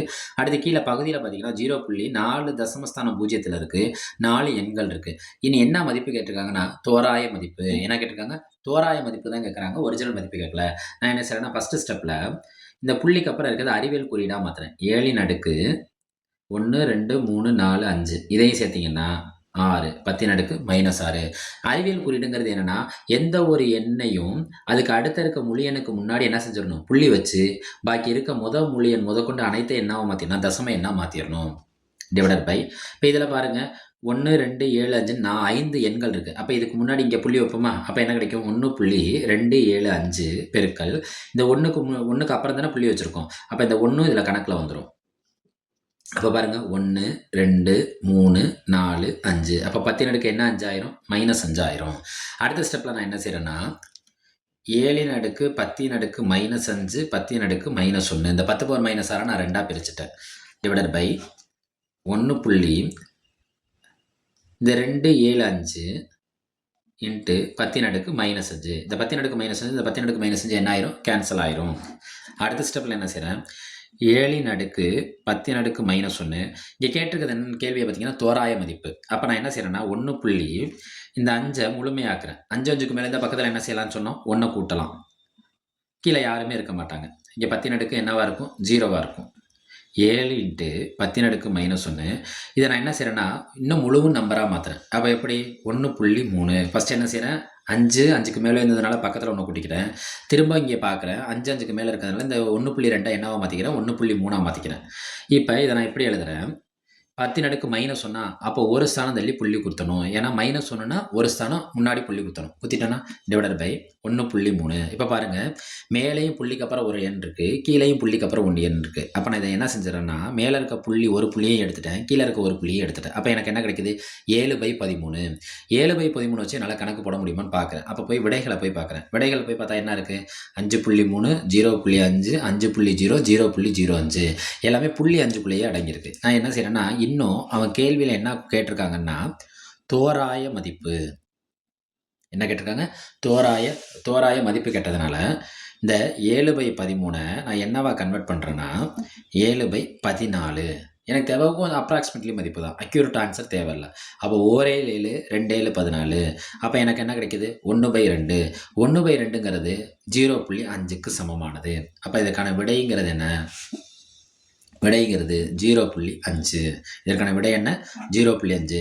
இது இந்த ஆப்ஷனில் எதை குறிக்குதுன்னா, ஆப்ஷனை போய் பார்க்குறோம். 5.3 0.5 5.0 0.05. அப்போ இதுக்கான ஆப்ஷன் என்ன? 0.5. நன்றி. அனைவருக்கும் வணக்கம். 2013 டெட்டில் கேட்ட கணிதத்தை பற்றி பார்த்துட்ருக்கோம். அதில் அடுத்த கணக்கு என்னென்னா 10x + 3 + 10y + 5 = 11 பெருக்கல் x + y எனில் x + y மதிப்பு கேட்குறாங்க. என்னென்னா இங்கே x + y மடங்கு என்ன கொடுத்துருக்காங்க? 11. மடங்குன்னா என்ன? இது ரெண்டு என்ன பண்ணிட்டு இருக்கோம்? பெருக்கிட்டு இருக்கோம். இங்கே எக்ஸு ஒய் நம்பர் எல்லாம் கலந்துருக்கு. நான் என்ன செய்கிறேன்னா இந்த சைடு இருக்கிறதையும் மடங்காக மாற்றுறேன். இங்கிட்ட இருக்க மடங்குக்கு என்ன செய்கிறேன்னா சமப்படுத்துகிறேன். சமப்படுத்தினா யாரோட மதிப்பு கண்டுபிடிச்சிடலாம்? x + y மதிப்பு கண்டுபிடிச்சிடலாம். அது எப்படின்னு பார்ப்போமா? ஒன்றும் இல்லை, இது பார்க்க பெருசாக இருந்தாலும் இது எளிமையான கணக்கு. 10x + 3 + 10y + 5 = 11 மடங்கு x + y. இங்கே 10x + இருக்குது, 10x இருக்குது, இங்கே 10y இருக்குது. நான் என்ன செய்கிறேன்? நான் 10 காமனாக எடுத்துக்கிறேன். அப்போ இங்கே யார் இருக்குன்னா எக்ஸு, இந்த இடத்துல யார் இருப்பா? ஒய். இந்த 5ஐயும் 3ஐயும் கூட்டினா எனக்கு என்ன கிடைக்கும்? 8. நான் என்ன செய்கிறேன்னா இங்கே 11 மடங்கு இருக்கா, இங்கே எத்தனை மடங்கு இருக்குது? 10 மடங்கு இருக்குது. நம்மள்ட்ட கேட்டிருக்கிறது என்னென்னா x + y மட்டும்தான் கேட்குறாங்க. அதுக்கு முன்னாடி யாருமே இல்லைன்னா யார் இருக்கதா அர்த்தம்னா 1 மடங்கு. இப்போ 1 மடங்கோட மதிப்பு கேட்டிருக்காங்க. இதை நான் முழுசாக தோசையாகவே மாற்றிக்கிறேன்னு வைங்களேன். இங்கே 11 தோசையோட மதிப்பு இருக்குது, இங்கே எத்தனை தோசையோட மதிப்பு இருக்குது? 10 தோசையோட மதிப்பு இருக்குது. இங்கே எத்தனை தோசையோட மதிப்பு கேட்குறாங்க? 1 தோசையோட மதிப்பு கேட்குறாங்க. 11 தோசையிலேருந்து 10 தோசையை கழிச்சிட்டா எனக்கு எத்தனை தோசை கிடச்சிடும்? 1 தோசை. அப்போ நான் என்ன செய்கிறேன்னா இந்த 11 தோசையிலேருந்து இந்த 10 தோசையை அங்கே கொண்டு போகிறேன். இங்கே கூட்டல் அங்கிட்டு போனால் என்ன ஆகும்னா கழித்தல் ஆகும். 11 × x + y. இந்த ப்ளஸ் 10 இங்கே போனால் என்ன வந்திருக்கும்? மைனஸ். இங்கே யார் மட்டும்தான் இருப்பானா? 8. 11 தோசையில் 10 தோசை போச்சுன்னா பாக்கி யார் இருப்பா? 1 தோசை. அப்போ அதான் விடை. விடை = 8. ஏன் விடை 8 நம்ம சொல்கிறோம்? இங்கே என்ன கேட்டிருக்காங்க நம்மள்ட்ட? x + y. இங்கே முன்னாடி யாருமே இல்லைன்னா யார் இருக்கதா அர்த்தம்? 1 இருக்கதா அர்த்தம். அப்போ ஒரு தோசையோட மதிப்பு என்ன? 8. அப்போ இதற்கான விடை என்ன? Option D. அடுத்த கேள்வி பல்லுறுப்புக்கோவை கணக்கு. f(x) என்ற பல்லுறுப்புக்கோவையை 3x + 2ஆல் வகுக்க கிடைக்கும் மீதி என்னன்னு கேட்குறாங்க. வகுத்தோம்னா என்றைக்குமே ஒரு பொருளை நம்ம ஒரு நம்பரை நம்ம வகுக்கிறோம்னா அதோட ஆன்சர் என்ன வரும்னா மீதி 0வாக வரும். இங்கே என்ன கொடுத்துருக்காங்கன்னா 3x + 2ஆல் வகுக்க போகிறாங்க. அப்போ நான் என்ன செஞ்சுக்கிறேன்னா 3x + 2ஐ எதுக்கு சமப்படுத்துகிறேன்னா 0வுக்கு சமப்படுத்துகிறேன். ஏன்னா அவங்க கேள்வி என்ன கேட்டிருக்காங்க? மீதி கேட்டிருக்காங்க. இந்த +2 இங்கே போனால் என்ன 2ஆக மாறும்? -2ஆக மாறும். மைனஸ் இருந்தால் ஒரு ப்ராக்கெட் போட்டுக்கோங்க. -2 இந்த இடத்துல 3x என்ன பண்ணிட்டு இருக்குன்னு அர்த்தம்னா பெருக்கிக்கிட்டு இருக்குன்னு அர்த்தம். பெருக்கலோட ஃப்ரெண்டு யார்? வகுத்தல். அப்போ -2 இந்த பெருக்கல் 3 அங்கிட்டு போணுச்சுன்னா என்ன 3ஆக மாறிடும்? வகுத்தல் 3ஆக மாறிடும். அப்போ இதற்கான விடை என்ன? -2/3. -2/3ங்கிறது கொடுத்துருக்க ஆப்ஷனில் யாரை குறிக்கும்? ஏவை குறிக்கும். அடுத்து 3வது கேள்வி. கீழ்கண்டவற்றில் எது பல்லுறுப்புக்கோவை அல்ல? பல்லுறுப்புக்கோவை அல்லன்னு கேட்டிருக்காங்க. ஃபஸ்ட்டு 0. செக் பண்ணி பார்ப்போமா? 0ங்கிறது என்னென்னா யாருமே இல்லைன்னா இங்கே வெறும் மாறிலி உறுப்பு மட்டும்தான் இருக்குது. அப்போ இது என்ன பல்லுறுப்புக்கோவையை குறிக்கும்னா மாறிலி பல்லுறுப்புக்கோவை. இது என்ன பல்லுறுப்புக்கோவை? மாறிலி பல்லுறுப்புக்கோவை. இது பாருங்களேன், அடுக்க பாருங்கள் 3, இங்கே அடுக்கு என்ன 2. எந்த அடுக்கு அதிகமாக இருக்கோ அந்த அடுக்கு தான் அதோட பல்லுறுப்புக்கோவையோட படின்னு சொல்லுவாங்க. இங்கே 3 இருந்துச்சுன்னா இது என்ன பல்லுறுப்புக்கோவை? முப்படி பல்லுறுப்புக்கோவை. இதோட அடுக்கு இங்கே என்ன இருக்குன்னா 1 இருக்கிறதா அர்த்தம். ஏன்னா 1 இல்லைன்னா அங்கே யார் இருக்கிறதா அர்த்தம்? 1 இருக்கிறதா அர்த்தம். இது ஒரு படி பல்லுறுப்புக்கோவை. இதோட அடுக்கு என்னவா இருக்குன்னா மைனஸில் இருக்குது. எந்த ஒரு பல்லுறுப்புக்கோவையின் படியும் எதில் வராதுன்னா மைனஸில் வராது. அப்போ இது பல்லுறுப்புக்கோவை அல்ல. அப்போ இதுக்கான விடை என்ன? Option C. அப்போ ஆப்ஷன் சியில் இருக்க -2xy - 2 + 3√x என்பது பல்லுறுப்புக்கோவை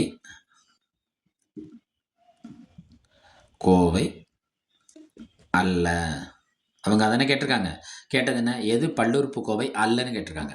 இது என்னது? மாறிலி பல்லுறுப்புக்கோவை. இது முப்படி பல்லுறுப்புக்கோவை. இது ஒரு படி பல்லுறுப்புக்கோவை. இதோட படி அதாவது அடுக்கு. படிங்கிறது எதை குறிக்கும்னா அடுக்கை குறிக்கும். இந்த அடுக்கு உயர்ந்தபட்ச அடுக்கு தான் அதோட படின்னு சொல்லுவாங்க. இதோட அடுக்கு என்னவா இருக்குன்னா மைனஸில் இருக்குது. அடுக்கு நெகட்டிவ் குறியில் இருக்காது. நெகட்டிவ் குறியில் என்ன செய்யாது, இருக்காது. அப்போ நெகட்டிவ் குறியில் இருந்தால் அது என்ன கோவையாகவும் இருக்காது, பல்லுறுப்பு கோவையாகவும் இருக்காது. நன்றி. உங்களோட சப்போர்ட் கண்டிப்பாக தேவை. உங்களோட லைக்ஸு ஷேர் பண்ணிடுங்க, சப்ஸ்கிரைப் பண்ணிடுங்க. நம்ம அரடா கணித சேனலை என்றைக்குமே சப்ஸ்கிரைப் பண்ணிக்கோங்க. அனைவருக்கும் வணக்கம். 2013 டீட்டில் கேட்ட கணக்குகளை பற்றி பார்த்துக்கிட்டே வரோம். அதில் அடுத்த கணக்கு என்னென்னா 40 மீட்டர் பெருக்கல் 30 மீட்டர். இந்த மாதிரி 2 நம்பரை பெருக்கிறோம்னாலே அது என்ன வடிவத்தில் இருக்கும், செவ்வக வடிவத்தில் இருக்கும். அந்த செவ்வக வடிவ வயலின் ஒரு மூலையில் ஒரு பசு 14 மீட்டர் நீளமுள்ள கயிறு ஒன்றால் மேய்ச்சலுக்காக கட்டப்பட்டுள்ளது. பசு மேயாத பகுதியின் பரப்பளவு. பசு என்ன பகுதியின் பரப்பளவு கேட்குறாங்க, மேயாத பகுதியின் பரப்பளவு தான் நம்மள்ட்ட கேட்குறாங்க, மேய்ந்த பகுதி கேட்கல. அப்போ மேய்ந்த பகுதியோட பரப்பளவுலேருந்து இந்த கயிறு ஒன்றால் மேயிற பகுதியோட பரப்பளவை கழிச்சோம்னா நம்மளுக்கு என்ன பகுதியோட பரப்பளவு கிடைச்சோம்னா மேயாத பகுதி பரப்பளவு கிடைச்சிரும். ஃபர்ஸ்ட் செவ்வகத்தோட பரப்பளவு கண்டுபிடிப்போம். அவங்க கொடுத்துருக்கிறது செவ்வக வடிவ வயலா, செவ்வகத்தின் பரப்பளவு. செவ்வகத்தோட பரப்பளவு என்ன, நீளம் பெருக்கல் அகலம். அவங்க அந்த வடிவத்தில் தான் கொடுத்துருக்காங்க. 40 பெருக்கல் 36. 4 ஃபஸ்ட்டு 36ஐயும் 4ஐயும் பெருக்கோமா, 4 24, பாக்கி 2, 3 12, 12 2 14. அப்போ 144. இதில் இருக்க ஒரு 0 இங்கே வந்துச்சுன்னா 1440 மீட்டர் ஸ்கொயர். இது யாரோட பரப்பளவு, செவ்வக வடிவ வயலோட பரப்பளவு. நல்லா கவனிச்சுக்கோங்க, செவ்வக வடிவ வயலில் இருக்க அத்தனையும் அந்த மேய்ச்சலுக்கான கட்டப்பட்டுள்ள மாடு மேயலை. அந்த வயலோட ஒரு மூலையில் தான், வயலின் ஒரு மூலையில் தான் எத்தனை மீட்டர் நீளமுள்ள கயிறு, 14 மீட்டர் நீளமுள்ள கயிறில் மேயுது. நல்லா தெரிஞ்சுக்கோங்க, இது செவ்வக வடிவம். இந்த மூலையில் ஒரு மாடு கட்டியிருக்காங்கன்னா அது மேயுதுன்னா அதால் ஒரு குறிப்பிட்ட பகுதியை தான் மேய முடியும். அந்த பகுதி என்னவா அமையும்னா வட்டமாக அமையும். அந்த வட்டம் முழு வட்டமாக அமையாது. அது என்ன, அந்த 4 மூலைன்னு சொல்கிறோமா, இந்த கால் பகுதியில் தான் அது அமையும். இந்த கால் பகுதியில் தான் அதோட பரப்பளவு, மேய்ச்சலுக்கான பரப்பளவு அமையும். அந்த கால் பகுதியில் அமைகிறதுனால அது என்ன வட்டம்னு கன்சிடர் ஆகும்னா கால் வட்டம். அப்போ நமக்கு யாரோட பரப்பளவு கண்டுபிடிக்கணும், கால் வட்டத்தின் பரப்பளவு. கால் வட்டத்தின் பரப்பளவு நல்லா தெரிஞ்சுக்கோங்க. வட்டத்தின் பரப்பளவு என்ன, பை ஆர் ஸ்கொயர்டு. கால் வட்டம்னா அதுக்கு முன்னாடி என்ன சேர்த்துக்கிறீங்க, 1/4. 1/4 22/7. ஆர் ஸ்கொயர்னா ஆரத்தை எத்தனை தடவை எழுதணும், 2 தடவை எழுதணும். இங்கே ஆரங்கிறது அந்த பசு கட்டப்பட்ட கயிறு நீளம் என்ன, 14 மீட்டர். அப்போ அந்த 14 எத்தனை தடவை எழுதணும், 2 தடவை எழுதணும். 1 7 2 7 14. 1 2 2 2 4. 1 2 7 2 14. அப்போ நம்மளுக்கு என்ன பெருக்கல் இருக்குது, 22 பெருக்கல் 7. 7 22 பெருக்க போகிறோம். 7 20 என்ன நம்மளுக்கு 140. 7 2 என்ன 14. 140ஓட ஒரு 14 சேர்த்தோம்னா நம்மளுக்கு என்ன கிடைக்கும், 154 மீட்டர் ஸ்கொயர்டு. இப்போ பாருங்கள், செவ்வக வடிவ வயலின் பரப்பளவு 1440 மீட்டர் ஸ்கொயர்.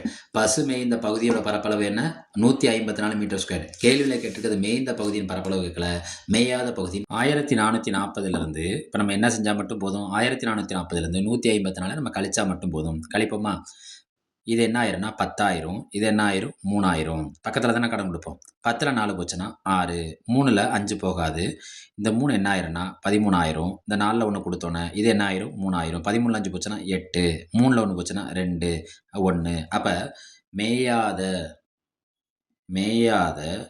பகுதியின் பரப்பு நம்மளுக்கு என்ன கிடைக்குது, 1286 மீட்டர் ஸ்கொயர்.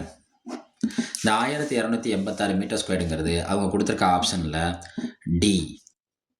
அடுத்த கேள்வி, பின் வருவனற்றுள் எது தங்க விகிதம் என அழைக்கப்படுகிறது. பின் வருவனற்றுள் எது தங்க விகிதம், கோல்டன் ரேஷியோன்னு சொல்லுவாங்க. கோல்டன் ரேஷியோட ஆன்சர் எப்பொழுதுமே என்னன்னா 2 பகுதி சமமாக இருக்கும், ஒரு பகுதி 6 மடங்காக இருக்கும். அப்போ கோல்டன் ரேஷியோ என்ன, தங்க விகிதம் ஆப்ஷன் பி, அதாவது 1:1:6. நன்றி, வணக்கம். 2013 டீட்டில் கேட்ட கணக்குகளை பற்றி பார்த்துக்கிட்டு இருக்கோம். அதில் அடுத்த கணக்கு என்ன, ஒரு வட்ட வடிவிலான ஒரு தாமிர கம்பியின் ஆரம் 35 சென்டிமீட்டர் எனில் இது ஒரு சதுர வடிவில் வளைக்கப்படுகிறது. எனில் அச்சதுரத்தோட என்ன கேட்குறாங்க, பக்கம் கேட்குறாங்க. ஒரு வடிவம் மற்றொரு வடிவமும் வளைக்கப்பட்டால் ரெண்டோட சுற்றளவு எப்படி இருக்கும்னா சமமாக இருக்கும். வடிவங்கள் மற்றொரு வடிவமாக மாற்றப்படும் பொழுது அவற்றின் சுற்றளவுகள் சமம். இந்த கோட்பாட்டின்படி இங்கே வட்டத்தோட சதுரளவுங்கிறது, வட்டத்துலேருந்து எங்கே போகிறாங்கன்னா வட்டத்தோட சுற்றளவுங்கிறது சதுரத்தோட சுற்றளவுக்கு சமமாக இருக்கும்.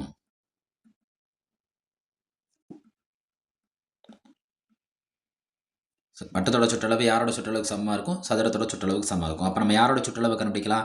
வட்டத்தோட சுற்றளவை கண்டுபிடிச்சு அது யாரோட சுற்றளவை நம்ம கணக்கில் எடுத்துக்கலாம்னா சதுரத்தோட சுற்றளவை கணக்கில் எடுத்துக்கிட்டு சதுரத்தோட சுற்றளவுங்கிறது எத்தனை பக்கம் சேர்ந்துருக்கும்? 4 பக்கங்கள் சேர்ந்தால் ஒரு சதுரத்தோட சுற்றளவு கிடைக்கும். அதுலேருந்து ஒரு பக்கங்கிறப்ப அந்த கிடைத்த எண்களை நம்ம என்னவா கன்சிடர் பண்ணிக்கலாம்? 4ஆல் வகுத்து அது சதுரத்தோட பக்கமாக கன்சிடர் பண்ணிக்கலாம். சரி, வட்டத்தின் சுற்றளவுக்கு என்ன ஃபார்முலா? 2πr 2 இன்ட்டு 22/7 இன்ட்டு 6 அவங்க என்ன கொடுத்துருக்காங்க? 35. 7 7 7 35 I2 10. அப்போ வட்டத்தின் சுற்றளவு நம்மளுக்கு என்ன கிடைக்குதுன்னா 220 சென்டிமீட்டர். இப்போ இது யாரோட சுற்றளவாக மாறிடும்னா சதுரத்தின் சுற்றளவாகும். ஏன் சதுரத்தோட சுற்றளவமாகும்? ஒரு வடிவம் மற்றொரு வடிவமாக வளைக்கப்படும் பொழுது அவற்றின் சுற்றளவுகள் எப்படி இருக்கும்? சமமாக இருக்கும். சதுரத்தோட சுற்றளவுங்கிறது எத்தனை பக்கம் சேர்ந்துருக்கும்? 4 பக்கம் சேர்ந்தா கிடைக்கிறதா என்னன்னா சுற்றளவு. 4 தோசை 220 ரூபானா ஒரு தோசைங்கிறப்ப அதை நம்ம எதால் வகுக்கணும்? 4ஆல் வகுக்கணும். வகுப்போமா? ஃபஸ்ட்டு 2ஆல் வகுப்போம். 2 2 4, 2 2 2 2 0. ஒரு நம்பர் 2ஆல் வகுக்கணும்னு அது என்ன ஆக்குறோன்னு அர்த்தம்? பாதி ஆக்குறோன்னு அர்த்தம். அப்போ 110ஓட பாதிங்கிறப்ப நம்மளுக்கு என்ன கிடைக்குது? 55. அப்போ இதுலேருந்து நம்மளுக்கு சதுரத்தோட பக்கம் என்ன கிடைக்குது? 55 சென்டிமீட்டர். இது அதுக்கான ஆப்ஷனில் எங்கே இருக்குன்னா 3ஆவது ஆப்ஷன். இதே சேம் கணக்கு தான் அதே 2013 டெட்டில் கேட்டிருக்காங்க. பாருங்கள், ஒரு இரும்பு கம்பியானது படத்தில் உள்ளவாறு ஒரு முக்கோண வடிவில் மாற்றப்பட்டுள்ளது. இதை ஒரு சதுர வடிவில் வளைக்கும் போது அதன் ஒரு பக்க நீளம் என்னன்னு கேட்குறாங்க. இங்கே முக்கோணமாக இருக்கிறது என்னவா மாறப்போகுதுன்னா சதுரமாக மாறப்போகுது. ஒரு வடிவம் இன்னொரு வடிவமாக மாற்றப்படுகிறதுனா அவற்றின் சுற்றளவுகள் என்னவா இருக்கும்? சமமாக இருக்கும். அப்போ பாருங்கள், முக்கோணத்தின் சுற்றளவு இன்னொன்று என்னவா மாற்றப்படுகிறது? சதுரத்தின் சுற்றளவு. இந்த ரெண்டு எப்படி இருக்கும்? சமமாக இருக்கும். முக்கோணத்தோட சுற்றளவு நம்ம என்ன செய்யணும்னா முக்கோணத்தோட 3 பக்கங்கள் என்ன செய்யணும்? கூட்டணும். 6 + 6 + 7 + 3. இப்போ சுற்றளவு நம்மளுக்கு என்ன கிடைக்கும்? 7 3 கூட்டினா என்ன கிடைக்கும்? 10. 10 6 கூட்டினா என்ன கிடைக்கும்? 16. இந்த 16ங்கிறது இப்போ யாரோட சுற்றளவாக மாறும்னா சதுரத்தின் சுற்றளவாக்கப்படும். சதுரத்தோட சுற்றளவுக்கு நம்மளுக்கு என்ன ஃபார்முலா? 4 பக்கம் சேர்ந்தா கிடைக்கிறதா யாரோட சுற்றளவு? சதுரத்தோட சுற்றளவு. அதுலேருந்து ஒரு பக்கம் தேவையா நம்மளுக்கு? ஒரு பக்க நீளம்னா இந்த 16 எதால் வகுக்கணும்? 4ஆல் வகுக்கணும். 1 4 4 நன்னாங்கு 16. அப்போ இதிலிருந்து பக்கத்தோட நீளம் எத்தனை சென்டிமீட்டர்? 4 சென்டிமீட்டர். இது அதுக்கான ஆப்ஷனில் எங்கே இருக்குன்னா ஆப்ஷன் ஏ. சேனலை சப்ஸ்கிரைப் பண்ணுங்கள், சப்போர்ட் பண்ணுங்கள், ஷேர் பண்ணுங்கள். நன்றி, வணக்கம். 2013 டிஇடி மேக்ஸில் கேட்ட முக்கியமான இந்த அசல் வட்டி கணக்கை பார்ப்போம். ஒவ்வொரு வருடத்துலையும் டிஇடி எக்ஸாமில் பொறுத்த வரைக்கும் அசல் வட்டி கணக்கு ஏதாவது ஒரு வடிவத்தில் அல்லது ஏதாவது ஒரு விதத்தில் வந்துடும். அந்த வகையில் இந்த ஆண்டு அந்த 2013ஆம் ஆண்டு கேட்கப்பட்ட கணக்கில் என்ன கேட்டிருக்காங்கன்னா, ஒரு குறிப்பிட்ட அசல் என்னன்னே சொல்லலை. 6 வருடங்களில் 8880 ரூபாயா மாறுது. 4 வருடங்களில் 7920 ரூபாயா மாறுகிறது எனில் அவற்றோட வட்டி விகிதம் கேட்டுட்டாங்க. என்ன அசல்னே தெரியாமல் அது என்னவா மாறுதான்? 8880 மாறுதான். 8880 மாறுதுன்னா அந்த அசலுக்கு என்ன விழுந்திருக்கும்? வட்டி விழுந்திருக்கும். நான் என்ன செய்யறேன்னா 6 ஆண்டுகள் தொகையிலேருந்து 4 ஆண்டுகள் தொகையை கழிச்சா எனக்கு 2 ஆண்டுகளுக்கான வட்டி கிடச்சிரும். அந்த 2 ஆண்டுகளுக்கான வட்டியை வச்சு 4 வருடத்துக்கான வட்டியாக மாற்றினேன்னா அதாவது நான் யாரை கண்டுபிடிச்சிடலாம்னா வட்டி வீதத்தை கண்டுபிடிச்சிடலாம். எப்படின்னு பார்ப்போமா? 6 ஆண்டுகளில் பெரும் தொகை எவ்வளோ? 8880 ரூபா அவங்க கொடுத்தது. ரைட்டா? 4 ஆண்டுகள் அவங்க எவ்வளோ வாங்குறாங்க? இந்த பெரும் தொகைங்கிறது என்னென்னா அசலும் வட்டியும் சேர்ந்தது.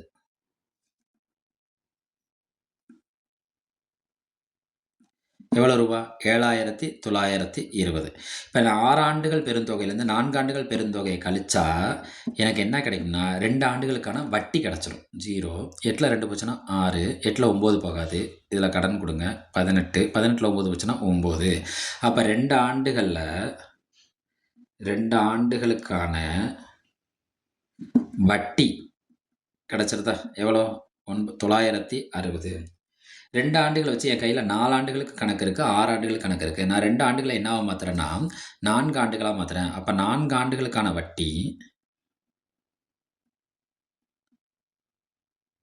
வட்டிங்கிறப்ப 2 ஆண்டு வட்டியை நான் எதால் பெருக்கிறேன் 2ஆல் பெருக்கினா எனக்கு என்ன கிடைக்கும் 4 ஆண்டுகளுக்கான வட்டி கிடச்சிரும். அப்போ எனக்கு என்ன கிடைக்கும் 1920 ரூபா. இது எத்தனை 4 ஆண்டுகளுக்கான வட்டி. 4 ஆண்டுகள் அவங்க வாங்கின தொகை எவ்வளோ 7920 ரூபா. இப்போ அசலுங்கிறத நம்ம எப்படி கண்டுபிடிக்கலாம்னா பெரும் தொகையிலிருந்து இந்த வட்டியை கழிச்சா நம்மளுக்கு யார் கிடச்சிரும் அசல் கிடச்சிருமா. அப்போ நான் என்ன செய்கிறேன்னா 4 ஆண்டுகளுக்கான அசலை கண்டுபிடிக்கிறேன். அசல் 4 ஆண்டுகள் உங்கள் பெரும் தொகை எவ்வளோ 7920 ரூபா. 4 ஆண்டுகளுக்கான வட்டி நம்ம இப்போ எவ்வளோ கண்டுபிடிச்சிருக்கோம் 1920 ரூபா. அப்போ 4 ஆண்டுகளுக்கான அசலை கண்டுபிடிக்கலாமா 7920 ரூபாலேருந்து 1920 ரூபாயை கழிச்சா எனக்கு என்ன கிடைக்கும் 4 ஆண்டுகளுக்கான அசல் கிடைக்கும் 0 0 0 7 ஒன்று போச்சுன்னா என்ன கிடைக்கும் 6000. இதுதான் என்ன அசல். நம்மளுக்கு என்னைக்குமே சிம்பிள் இன்ட்ரெஸ்ட்க்கு என்ன ஃபார்முலா SI = PNR/100. இதில் SI PNR இதில் யாராவது ஒருத்தர் தெரியலைன்னா மொத்த 3 பேரை வச்சு கண்டுபிடிக்கலாம். அப்போ நம்ம 3 பேர் தெரியணும். இந்த 3 பேர் தெரியறதுக்கு அவ்வளோ நேரம் நம்ம கணக்கு போட்டோம். இப்போ சிம்பிள் இன்ட்ரெஸ்ட்டுங்கிறது நான் என்ன செஞ்சுக்கிறேன்னா இப்போ எல்லாமே 4 ஆண்டை பற்றி பேசிகிட்டே வரேன்னா 4 ஆண்டுகளுக்கான சிம்பிள் இன்ட்ரெஸ்ட் எவ்வளோ எனக்கு 1920. அசல் எவ்வளோ நம்ம கண்டுபிடிச்சி வச்சுருக்கோம் 4 ஆண்டுகளுக்கு 6000. காலம் என்ன 4 ஆண்டுகள். எல்லாமே 4 ஆண்டுகள் தான். ரேட் ஆஃப் இன்ட்ரெஸ்ட் தான் இப்போ கேள்வியில் கேட்டிருக்காங்க. கேள்வியில் என்ன கேட்டிருக்காங்க பாருங்கள் வட்டி வீதம். அப்போ ரேட் ஆஃப் இன்ட்ரெஸ்ட் என்ன செஞ்சுக்கிறேன் அப்படியே வச்சுக்கிறேன். டிவைடட் பை என்ன போட்டுக்கிறேன் 100. இந்த 0க்கு இந்த 0 என்ன ஆயிரும் கேன்சல் ஆயிரும். இந்த 0க்கு இந்த 0 என்ன ஆயிரும் கேன்சல் ஆயிரும். எனக்கு என்ன தேவை ரேட் ஆஃப் இன்ட்ரெஸ்ட் தானே தேவை. அப்போ ரேட் ஆஃப் இன்ட்ரெஸ்ட் = 1920. இந்த பெருக்கல்ல இருக்க ரெண்டையுமே நான் என்ன செஞ்சிடறேன்னா வகுத்தல் கொண்டு போயிட்டேன். ரைட்டா. இப்போ பாருங்கள் இந்த 0க்கு இந்த 0 என்ன ஆயிரும் கேன்சல் ஆயிரும். திரும்ப பாருங்கள் 2 2 4 9 2 18 பாக்கி 1 6 2 12. இந்த 6 இப்படி ஞாபகம் இருக்கும் எல்லாருக்குமே. 1 6 5 6 90 16 6 96. அப்போ 6ங்கிறப்ப 16/2. ஒரு நம்பர் 2ஆல் இருக்குன்னா அது என்ன ஆக்குறோன்னு அர்த்தம் பாதி ஆக்குறோன்னு அர்த்தம். இதுலேருந்து ரேட் ஆஃப் இன்ட்ரெஸ்ட் எனக்கு என்ன கிடைக்கிது 8%. ரேட் ஆஃப் இன்ட்ரெஸ்ட் என்ன கிடைக்கிது 8%. அதாவது அவங்க கொடுத்துருக்க ஆப்ஷனில் ஆப்ஷன் டி வட்டி வீதம் என்ன கண்டுபிடிச்சிருக்கோம் 8%. வணக்கம். 2013 டிஇடியில் கேட்ட கணக்குகளை பற்றி பார்த்துக்கிட்டு இருக்கோம். அதில் ஒரு முக்கியமான கணக்கு 250 மாணவர்கள் ஒரு பள்ளியில் 55 மாணவர்கள் கூடைப்பந்தையும் 75 மாணவர்கள் கால்பந்தையும் 63 மாணவர்கள் எரிப்பந்தையும் மீதமுள்ளவர்கள் கிரிக்கெட்டையும் விரும்புகின்றனர் எனில் கூடைப்பந்தை விரும்பும் மாணவர்களின் சதவீதம் என்ன. முதல் கேள்வியில் நிறையா இருந்தாலும் அந்த நிறையா இருக்க எண்கள் ஃபுல்லாகவே நம்மளை குழப்புற மாதிரியே இருக்கும். ஃபஸ்ட்டு அந்த எண்களை விடுபட்டுறணும். அதாவது அந்த எண்களை விட்டுட்டு மற்ற எண்களை கூர்ந்து பார்க்கணும். அதில் அவங்க கேட்டிருக்கிறது என்னென்னா மொத்த மாணவர்கள் எத்தனை பேர் இருக்காங்கன்னா 250 பேர். அதில் அவங்க யாரை மட்டும் பற்றி பேசுகிறாங்கன்னா கூடைப்பந்தை மட்டும் பேசுகிறாங்க. அப்போ நம்ம இங்கே எடுத்துக்க வேண்டியது 2 தான்.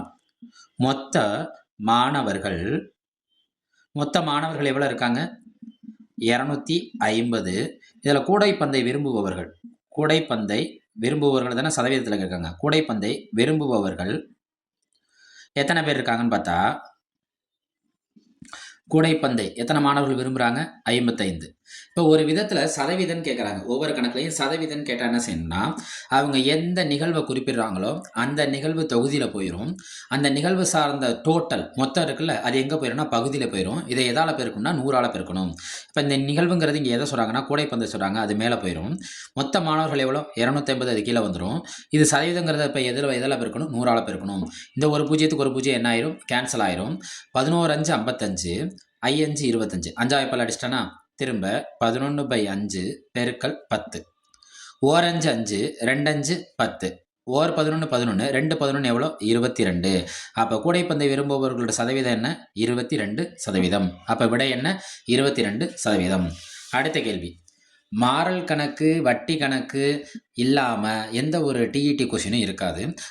அவ்வாறு பார்க்கையில் இந்த கணக்கு மாறல் கணக்கை சார்ந்தது. என்ன செய்கிறாங்க மாறல் கணக்குனா என்ன ஒரு சைடு அதிகரிக்கிறப்போ ஒரு சைடு குறையணும். இல்லை ஒரு சைடு அதிகரிக்கிறப்போ மற்றொரு சைடு என்ன செய்யணும் அதிகரிக்கணும். அது சார்ந்த கணக்கை பார்ப்போமா.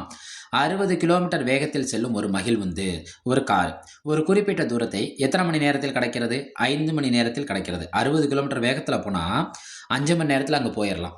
அதே தூரம் தான் போக போகிறாங்க. ஆனால் வேகத்தை என்ன செஞ்சுட்டாங்க குறைச்சிட்டாங்க. வேகத்தை குறைச்சிட்டா போகிற நேரம் என்ன ஆகும்னா, நம்ம போகிற ஸ்பீடை கம்மி பண்ணோம்னா நம்ம போய் சேர வேண்டிய தூரத்தை அடையும் நேரமானது அதிகமாகும். ஃபஸ்ட் நம்ம கொடுத்துருக்க ஆப்ஷன்லேருந்து 5 மணி நேரம் ஃபஸ்ட்டு 60 கிலோமீட்டர் வேகத்தில் போகிறாங்களா, அப்போ இதை விட அதிகமாகும். அப்போ அதிகமான ஆப்ஷனை ஃபஸ்ட்டு தேர்ந்தெடுப்போம். 5 விட இது 6 அதிகமாக இருக்குது, அப்போ இது விடையாக இருக்க ஒரு வாய்ப்புண்டு. அடுத்து 7 இதுவும் விடையாக இருக்க ஒரு வாய்ப்புண்டு. இது 8 இதுவும் விடையாக இருக்க ஒரு வாய்ப்புண்டு. இது 9 இதுவும் விடையாக இருக்க ஒரு வாய்ப்புண்டு. ஆக மொத்தம் இங்கே இருக்க 4 ஆப்ஷனில் நம்ம யாரையும் என்ன செய்ய முடியாது, ஒமிட் பண்ண முடியாது. அப்போ நம்ம கணக்குக்குள்ளே போயிடுவோமா? நம்ம இங்கே எதை பற்றி பேச போகிறோம்னா, வேகம், நேரம். 60 கிலோமீட்டர் ஸ்பீடில் போனோம்னா எவ்வளோ நேரத்தில் போயிடுறோம் அந்த இடத்துக்கு? 5 மணி நேரத்தில் போயிடுறோம். 40 கிலோமீட்டர் ஸ்பீடு எடுத்துக்கிட்டோம்னா, அதாவது குறைச்சிக்கிட்டோம்னா, 60லேருந்து 40 என்ன செஞ்சிட்டோம்? குறைச்சிட்டோம். இப்போ நம்மளுக்கான இங்கே நேரம் என்ன ஆகும்னா, அதிகரிக்குமா குறையுமா? அதிகரிக்கும். ஸ்பீடை குறைச்சிட்டு நம்ம போகிற நேரம் என்ன ஆகும்னா ரொம்ப நேரம் ஆகும். அப்போ ஒன்றுக்கொண்டு எதிராக இருந்தால் இது என்ன மாறல்னா எதிர்மாறல். மாறல் கணக்கை பொறுத்த வரைக்கும் அங்கே நம்ம யோசிக்கிறது மாற்றி தான் யோசிக்கணும். அது எப்படி? நேர்மாறல்னா குறுக்க பெருக்கணும், எதிர்மாறல்னா நேராக பெருக்கணும். பாருங்கள், எதிர்மாறல்னு வார்த்தை இருக்குது, ஆனால் நம்ம சூஸ் பண்ணுற மெத்தட் என்னென்னா நேராக பெருக்கணும். இங்கே கொடுத்துருக்கிறது எதிர்மாறல். எதிரை மாற்றினா அப்போ எப்படி பெருக்கணும்? நேராக பெருக்கணும். 60 பெருக்கல் 5 ஈக்குவல் டு 40 பெருக்கல் டி.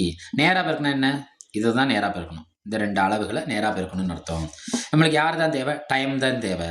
அப்போ டைம்ங்கிறப்ப இந்த பெருக்கல்ல இருக்க 40 இங்கிட்ட வரப்போ என்ன ஆயிரும்? வகுத்தல்ல போயிடும். அப்போ இந்த 0க்கு இந்த 0 என்ன ஆயிரும்? கேன்சல் ஆயிரும். 2 2 4 மூவி 2 6. இங்கே மேலே என்ன நம்பர் இருக்குன்னு பாருங்கள், 3 பெருக்கல் 5 பை 2. 3 5 பெருக்கல் நம்மளுக்கு என்ன கிடைக்கும்? 15 பை 2. ஒரு நம்பரை 2ஆல் நம்ம வகுக்கிறோம்னா அது என்ன ஆக்கணும்னு அர்த்தம்? பாதி ஆக்கணும்னு அர்த்தம். அப்போ இது என்ன கிடைக்குன்னா 7.5. இந்த 7.5 நான் இப்படி எழுதலாமா? 7.5. அப்போ இதோட நேரம் என்ன? 7.5 மணி நேரம். அது கொடுத்துருக்க ஆப்ஷனில் என்னன்னா ஆப்ஷன் பி. நன்றி. தங்களோட ஒத்துழைப்பு தேவை. சப்ஸ்கிரைப் பண்ணுங்கள், சப்போர்ட் பண்ணுங்கள், உங்கள் ஃப்ரெண்டுகளுக்கு ஷேர் பண்ணுங்கள். நன்றி. அனைவருக்கும் வணக்கம். 2013 டிஇடி மேக்ஸில் கேட்ட கேள்விகளை பற்றி பார்த்துட்டு வரோம். இதில் ஒரு 4 விதமான விடைகள் கொடுத்துருக்காங்க. 33 1/3%, 1:3, 0.33, 33 1/3% இல்லாமல். அவங்க என்ன கேட்குறாங்கன்னா, இவற்றில் எது தொடர்புடையது அல்ல?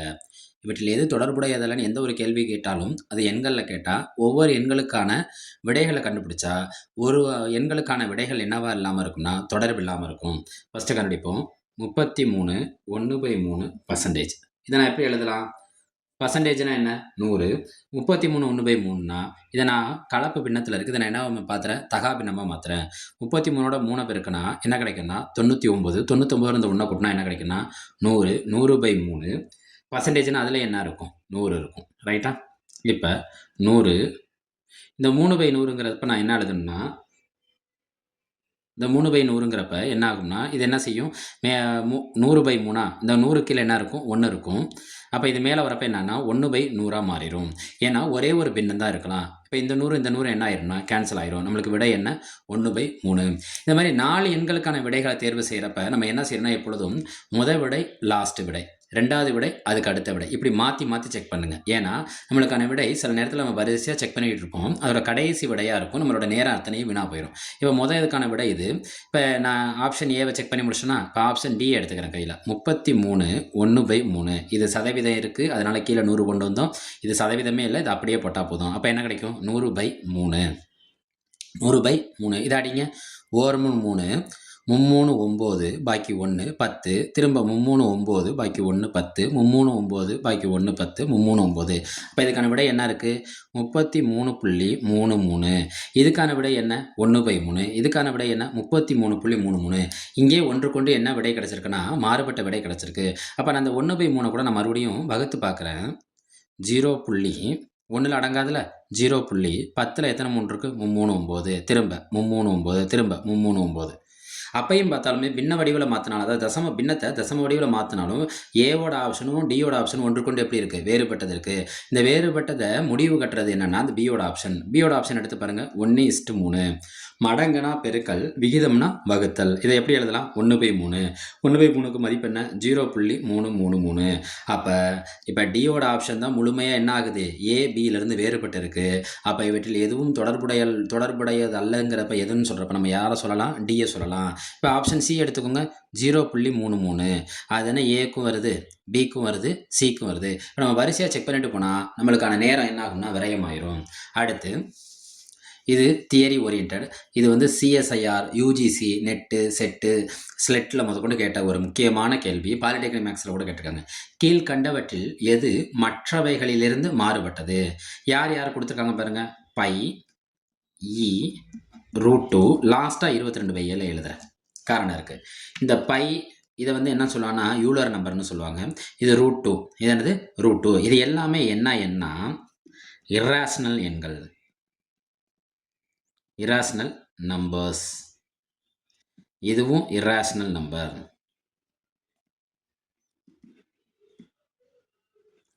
இதுவும் இர்ராஷனல் நம்பர்.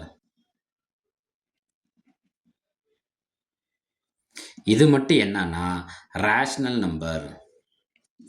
இது ஒவ்வொரு முக்கியமான கணித வினாக்கள்ல இருக்க முக்கியமான வினாக்கள் இதுதான். அப்போ கீழ்கண்டவற்றிலிருந்து எது மாறுபட்டது? இவங்க மூணுமே ஒரே குடும்பத்தை சேர்ந்தவங்க. இந்த இராஷனல் நம்பர் என்னன்னு சொல்லலாம்னா டிரான்சென்டென்டல் நம்பர்னு சொல்லலாம். முற்றிலும் மாறுபட்டது யாரு? Rational number. இந்த 4 எண்களில் ஒரு நம்பர் என்ன கலந்துருக்குன்னா ரேஷனல் நம்பர் கலந்துருக்கு. அது யாருன்னா 22/7. அப்போ அவற்றிற்கான விடை என்ன? 22/7. அனைவருக்கும் வணக்கம். 2013 டிஇடி மேக்ஸ் எக்ஸாமில் கேட்ட கணக்குகளை பற்றி 1 by 1 பார்த்துட்டு வரோம். அந்த சீரீஸில் இப்போ 9,99,80,001ங்கிற ஒரு எண்ணை கொடுத்து அதோட என்ன கேட்குறாங்க? வர்க்கமூலம் கேட்குறாங்க. இப்போ எளிமையாக நம்ம என்ன செய்யலாம்னா ஒரு 100ஓட வர்க்கமூலம்னா 10ன்னு சொல்லிடுவோம். 100ஓட வர்க்கமூலம் என்னன்னு சொல்லிடுவோம்? 10ன்னு சொல்லுவோம். 10,000ஓட வர்க்கமூலம் என்னன்னு கேட்டால் நம்ம 100ன்னு சொல்லிடுவோம். இதெல்லாம் எப்படி எளிமையாக சொல்கிறோம்னா இப்போ 64ஓட வர்க்கமூலம் கேட்டால் 8ன்னு கூட சொல்லிடுவோம். நான் என்ன சொல்கிறேன்னா இப்போ 0 ஆக்கணும்னா அந்த பூஜ்ஜியங்களோட எண்ணிக்கையை பார்க்குறோம். ஒன்றுக்கு அப்புறம் இருக்க பூஜ்ஜியங்களோட எண்ணிக்கையை பார்த்து அந்த எண்ணிக்கையை பாதியாக மாற்றினா அது என்னவா மாறிடுதுன்னா அந்த எண்ணோட வர்க்கமூலமாக மாறிடுது. அப்போ நம்மளுக்கான வர்க்கமூலத்தை கண்டுபிடிக்கிறதுக்கான மெத்தட் என்ன ஆயிடுதுன்னா எளிமையாக்கப்படுகிறது. எப்போ எளிமையாக்கப்படுகிறது? அந்த எண்கள் முழுக்க ஒன்றுக்கு அப்புறம் அனைத்து எண்களையுமே ஒன்றுக்கு இடதுபுறவரான அனைத்து எண்களையும் நம்ம என்னவா மாற்றணும்? பூஜ்ஜியமாக மாற்றணும். இப்போ நான் என்ன செய்யறேன்னா இந்த எண்ணை பூஜ்ஜியத்தோட மடங்காக எழுத போகிறேன். பாருங்க. 9,99,80,001 9 9 9 9 இங்கே ஒரு 1 கூட்டினேன். 10 பாக்கி 1 10 பாக்கி 1 10 பாக்கி 1 10 பாக்கி 1 10 பாக்கி 1 10 பாக்கி 1 10 பாக்கி 1 10. எத்தனை 0 ஆயிருதுன்னு பாருங்க. 1 2 3 4 5 6 7 8. அப்போ நம்ம 1க்கு அப்புறம் இருக்க 0 என்ன ஆயிருதுன்னா 8 ஆயிருது. 4 5 6 7 8. கண்டிப்பாக இந்த எண்ணோட வர்க்கமூலம் என்ன இருக்குன்னா 1 2 3 4. ரைட்டா? 10,000ஓட ஸ்கொயர்டாக இருக்கும். 10,000ஓட ஸ்கொயர்டு தான். இந்த 1க்கு அப்புறம் எத்தனை 0 வரும்? 8 0 வரும். ஏன்னா 1க்கு அப்புறம் எத்தனை 0 வருதோ அந்த எண்ணிக்கை நம்ம என்ன ஆக்கணும்னு சொன்ன வர்க்கமூலம்னா பாதி ஆக்கணும். இப்போ 8 0 இருந்தது, நான் எத்தனை 0 எழுதிக்கிறேன்? 4 0 எழுதிக்கிறேன். இது எக்ஸாம்பிள் என்ன? 100 இருந்தால் அது என்னவா மாத்திரம்? 10 மாத்திரம். ஏன்னா 100ல் எத்தனை 0 இருக்குது? 2 0 இருக்குது. அப்போ 2 0ல் வர்க்கமூலம் எடுத்தோம்னா எத்தனை 0 தான் இருக்கும்? 1 0 தான் இருக்கும். அந்த முறையில் இந்த 8 0 நான் என்னவா மாற்றிட்டேன்? 4 0 மாற்றிட்டேன். இப்போ அடுத்து நம்ம இந்த கணக்குக்குள்ளே போகிறோம். இந்த கணக்கோட இந்த வர்க்கமூலம் கண்டுபிடிக்கிற எண்ணோட முடிவு என்ன இருக்குன்னா 1 இருக்குது. அப்போ 1 எப்பப்பெல்லாம் வர்க்கமூலத்தில் வரும்? ஓர் 1 1. ரைட்டா? இன்னொன்று 9 9 81. அந்த எண் 1 இருக்கணும், இல்லைன்னா என்னவாக இருக்கணும்? 9ஆல் முடிஞ்சிருக்கணும். 1ஆல் முடிஞ்சிருக்கணும், இல்லைன்னா 9ஆவதில் முடிஞ்சிருந்துச்சுன்னா அந்த எண்ணோட வர்க்கமூலங்கிறது எதில் முடியும்? 1ல் முடியும். அந்த எண்கள் எதில் முடியும்? 1ல் முடியும். இப்போ நம்ம இங்கே கையில் இருக்கிறதே 10,000. கையில் இருக்கிறது என்ன? 10,000. கண்டிப்பாக அதோட வர்க்கமூலம் என்னென்னா 10,000க்கு நியரஸ்ட் எண்களில் தான் இருக்கும். 10,000க்கு நியரஸ்ட் எண்களில் பார்க்குறப்ப நம்ம விடைகளில் சில விடைகளை நம்ம என்ன செஞ்சிடலாம்? ஒதுக்கிடலாம். ஃபார் எக்ஸாம்பிள் இப்போ இந்த டிங்கிற விடையாக இருக்கிறதுக்கான வாய்ப்பு இல்லை. அடுத்து இப்போ ABCயை பார்க்குறோம். இது எதை கழிக்கப்பட்டிருக்கு? 9 கழிக்கப்பட்டிருக்கு. அதே 10,000 தான், 9 கழிக்கப்பட்டிருக்கு. அப்போ இது விடையாக இருக்க வாய்ப்பு இருக்குது. இது எத்தனை கழிக்கப்பட்டிருக்கு? 1 கழிக்கப்பட்டிருக்கு. அப்போ இதுவும் விடையாக இருக்க வாய்ப்பு இருக்குது. இது பார்த்தீங்கன்னா கிட்டத்தட்ட நிறையா 800 சொச்சத்துக்கிட்ட கழிக்க வேண்டியது இருக்குது. அப்போ இதுவும் என்னது? விடையாக இருக்க வாய்ப்பு இல்லை. அப்போ நம்மளுக்கான விடைகள்ங்கிறது என்ன ஆயிடுதுன்னா 4 விடைகள்லேருந்து அதுக்கான வாய்ப்புங்கிறது 2 விடைகளுக்கு மட்டுமே வழங்கப்படுகிறது. இப்போ இந்த 4 விடையிலேருந்து 2 விடைக்கு வழங்கப்படுறப்ப நம்மளுக்கு 2 விதமான வாய்ப்பு இருக்குது. அந்த எண்ணிலேருந்து 1 கழிக்கலாம், இல்லைன்னா அந்த எண்ணிலேருந்து எதை கழிக்கலாம்? 9 கழிக்கலாம். நம்ம இந்த A-B² ஃபார்முலா படிச்சிருப்போம். என்ன ஃபார்முலா? A² - 2AB + B². நான் ஃபஸ்ட்டு என்ன செய்கிறேன்னா 1 கழிக்கிறேன். அடுத்து அந்த 1ல் இந்த ஆன்சர் கிடைக்குதான்னு பார்க்குறேன். இல்லைன்னா நான் எதை கழிக்கிறேன்னா 9 கழிக்க போகிறேன். ஏன்னா நமக்கான விடை 1 9ல் தான் இருக்குது. இப்போ நான் 1 கழிக்கிறேன். 10,000 மைனஸ் 1 ஸ்கொயர். அப்போ இதை கம்பேர் பண்ணுறப்ப எனக்கு ஏங்கிறது 10,000 ஆயிடுது, பிங்கிறது என்ன ஆயிடுது 1 மாறிடுது. ஏங்கிறது 10,000, பிங்கிறது எனக்கு என்னவா மாறிடுது 1 மாறிடுது. அப்போ ஏ ஸ்கொயர்டுங்கிறப்ப என்ன செய்யணும்னா 10,000 ஸ்கொயர் மைனஸ் 2. ஏங்கிறது என்ன, ஏங்கிற இடம்லாம் நான் என்ன பண்ணணும் 10,000, பிங்கிற இடம்லாம் என்ன பண்ணணும் 1 ப்ளஸ் யாரோட ஸ்கொயர் 1 ஸ்கொயர். 10,000 ஸ்கொயர்னா என்ன அர்த்தம், இதில் எத்தனை 0 இருக்குது, 4 பூஜ்ஜியம் இருக்குது. அப்போ எத்தனை பூஜ்ஜியமாக மாறும், 8 பூஜ்ஜியமாக வரும். மாறிட்டா 2 10,000 எவ்வளோ 20,000 ப்ளஸ் 1. நம்ம இங்கே எதுவுமே நீங்கள் செய்ய வேணாம், இதை அப்படியே எழுதிக்கோங்க. 4 0 5 6 7 8. இந்த 20,000த்தில் இந்த 1 கழிங்க. ஏன்னா 2 குறி வெவ்வேறு குறியாக இருந்தால் பெரிய நம்பர்லேருந்து சின்ன நம்பர் நம்ம என்ன சொன்னேன் கழிக்கணும்னு சொன்னேன். அப்போ இதை கழிச்சோம்னா உங்களுக்கு என்ன கிடைக்குன்னா 19,999. நல்லா பாருங்கள், இந்த 19,999 கூட்டினதுனால தான் இது என்ன நம்பராக மாறுச்சு, முழுமையான நம்பராக மாறுச்சு. அப்போ இந்த 19,999 கழிச்சா நம்மளுக்கு என்ன கிடைக்கும், கேள்வியில் என்ன கேட்டிருக்காங்க 9,99,80,001 கிடைக்குமா கிடைக்காதா. அப்போ இதுலேருந்து இந்த எண்ணோட வர்க்கமூலங்கிறது யார்லேருந்து யாரை கழிக்கணும், 10,000லேருந்து 1 கழிச்சா கிடைக்கிற அந்த ஸ்கொயர்டு தான் யார் 9,99,80,001. அப்போ 10,000லேருந்து 1 கழிச்சா நம்மளுக்கு என்ன கிடைக்கும் 9,999 ஸ்கொயர்டு தான் நம்மளுக்கு என்ன கிடைக்கும் 9,99,80,001. நன்றி. அனைவருக்கும் வணக்கம். 2013 டிஇடி மேக்ஸ் கொஸ்டினில் கேட்ட கணக்குகளை பற்றி பார்த்துட்ருக்கோம். அந்த வரிசையில் முக்கோணம் கொடுத்துட்டாங்க. ஏபிசியில் கோணம் ஏ ஆனது பியை விட எத்தனை பர்சன்டேஜ் எத்தனை டிகிரி அதிகமாக இருக்குன்னா 24 டிகிரி அதிகம்னு சொல்லிட்டாங்க. சியோட வெளிக்கோணம் கொடுத்துட்டாங்க, எத்தனை டிகிரினா 108 டிகிரி எனில் ஆங்கிள் ஏவோட மதிப்பு கேட்குறாங்க. அதுக்கு ஆப்ஷன் என்ன கொடுத்துருக்காங்க 46 டிகிரி 56 டிகிரி 66 டிகிரி 76 டிகிரி. இந்த கணக்கோட ஹீரோவே யாருன்னா இந்த வெளிக்கோணம் தான். கணக்கோட ஹீரோ யார், வெளிக்கோணம். இப்போ வெளிக்கோணங்கிறது என்னென்னா ஒரு முக்கோணத்தில் 2 கோணங்கள் அது உள்கோணமாக இருந்துக்கு, ஒரு கோணம் வெளிக்கோணமாக இருந்தால், 2 கோணங்கள் ஏவும் பிங்கிறது உள்கோணமாகவும் சிங்கிறது வெளிக்கோணமாக இருந்தால் இந்த உள்கோணங்களின் கூடுதல் யாருக்கு சமம்னா வெளிக்கோணத்துக்கு சமம். அதாவது உள்கோணங்களின் கூடுதல் உள்கோணங்களின் கூட்டுத்தொகை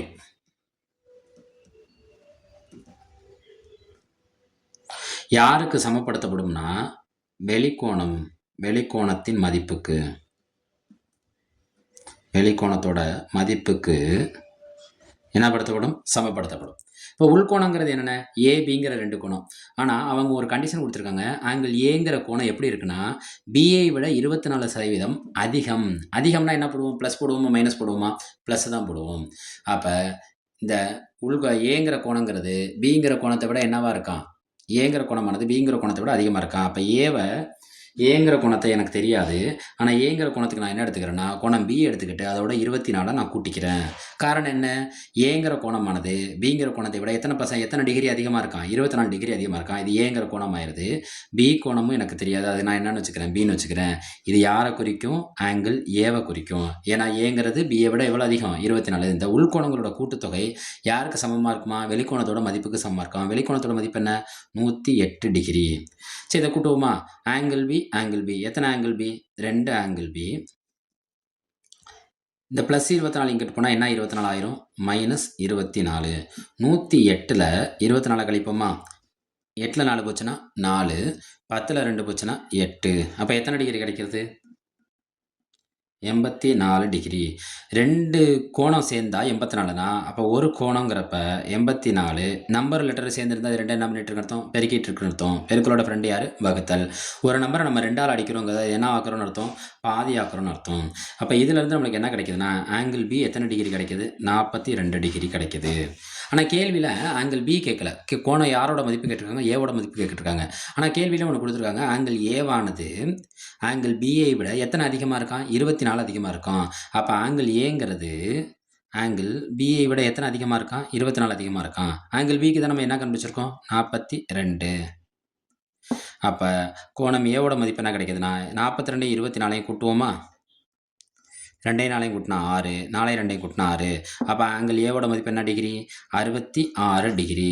அப்போ இதற்கான விடைங்கிறது அவங்க கொடுத்துருக்க ஆப்ஷனில் பார்க்குறப்ப சி. சேனலை சப்போர்ட் பண்ணுங்கள், சப்ஸ்கிரைப் பண்ணுங்கள். நன்றி.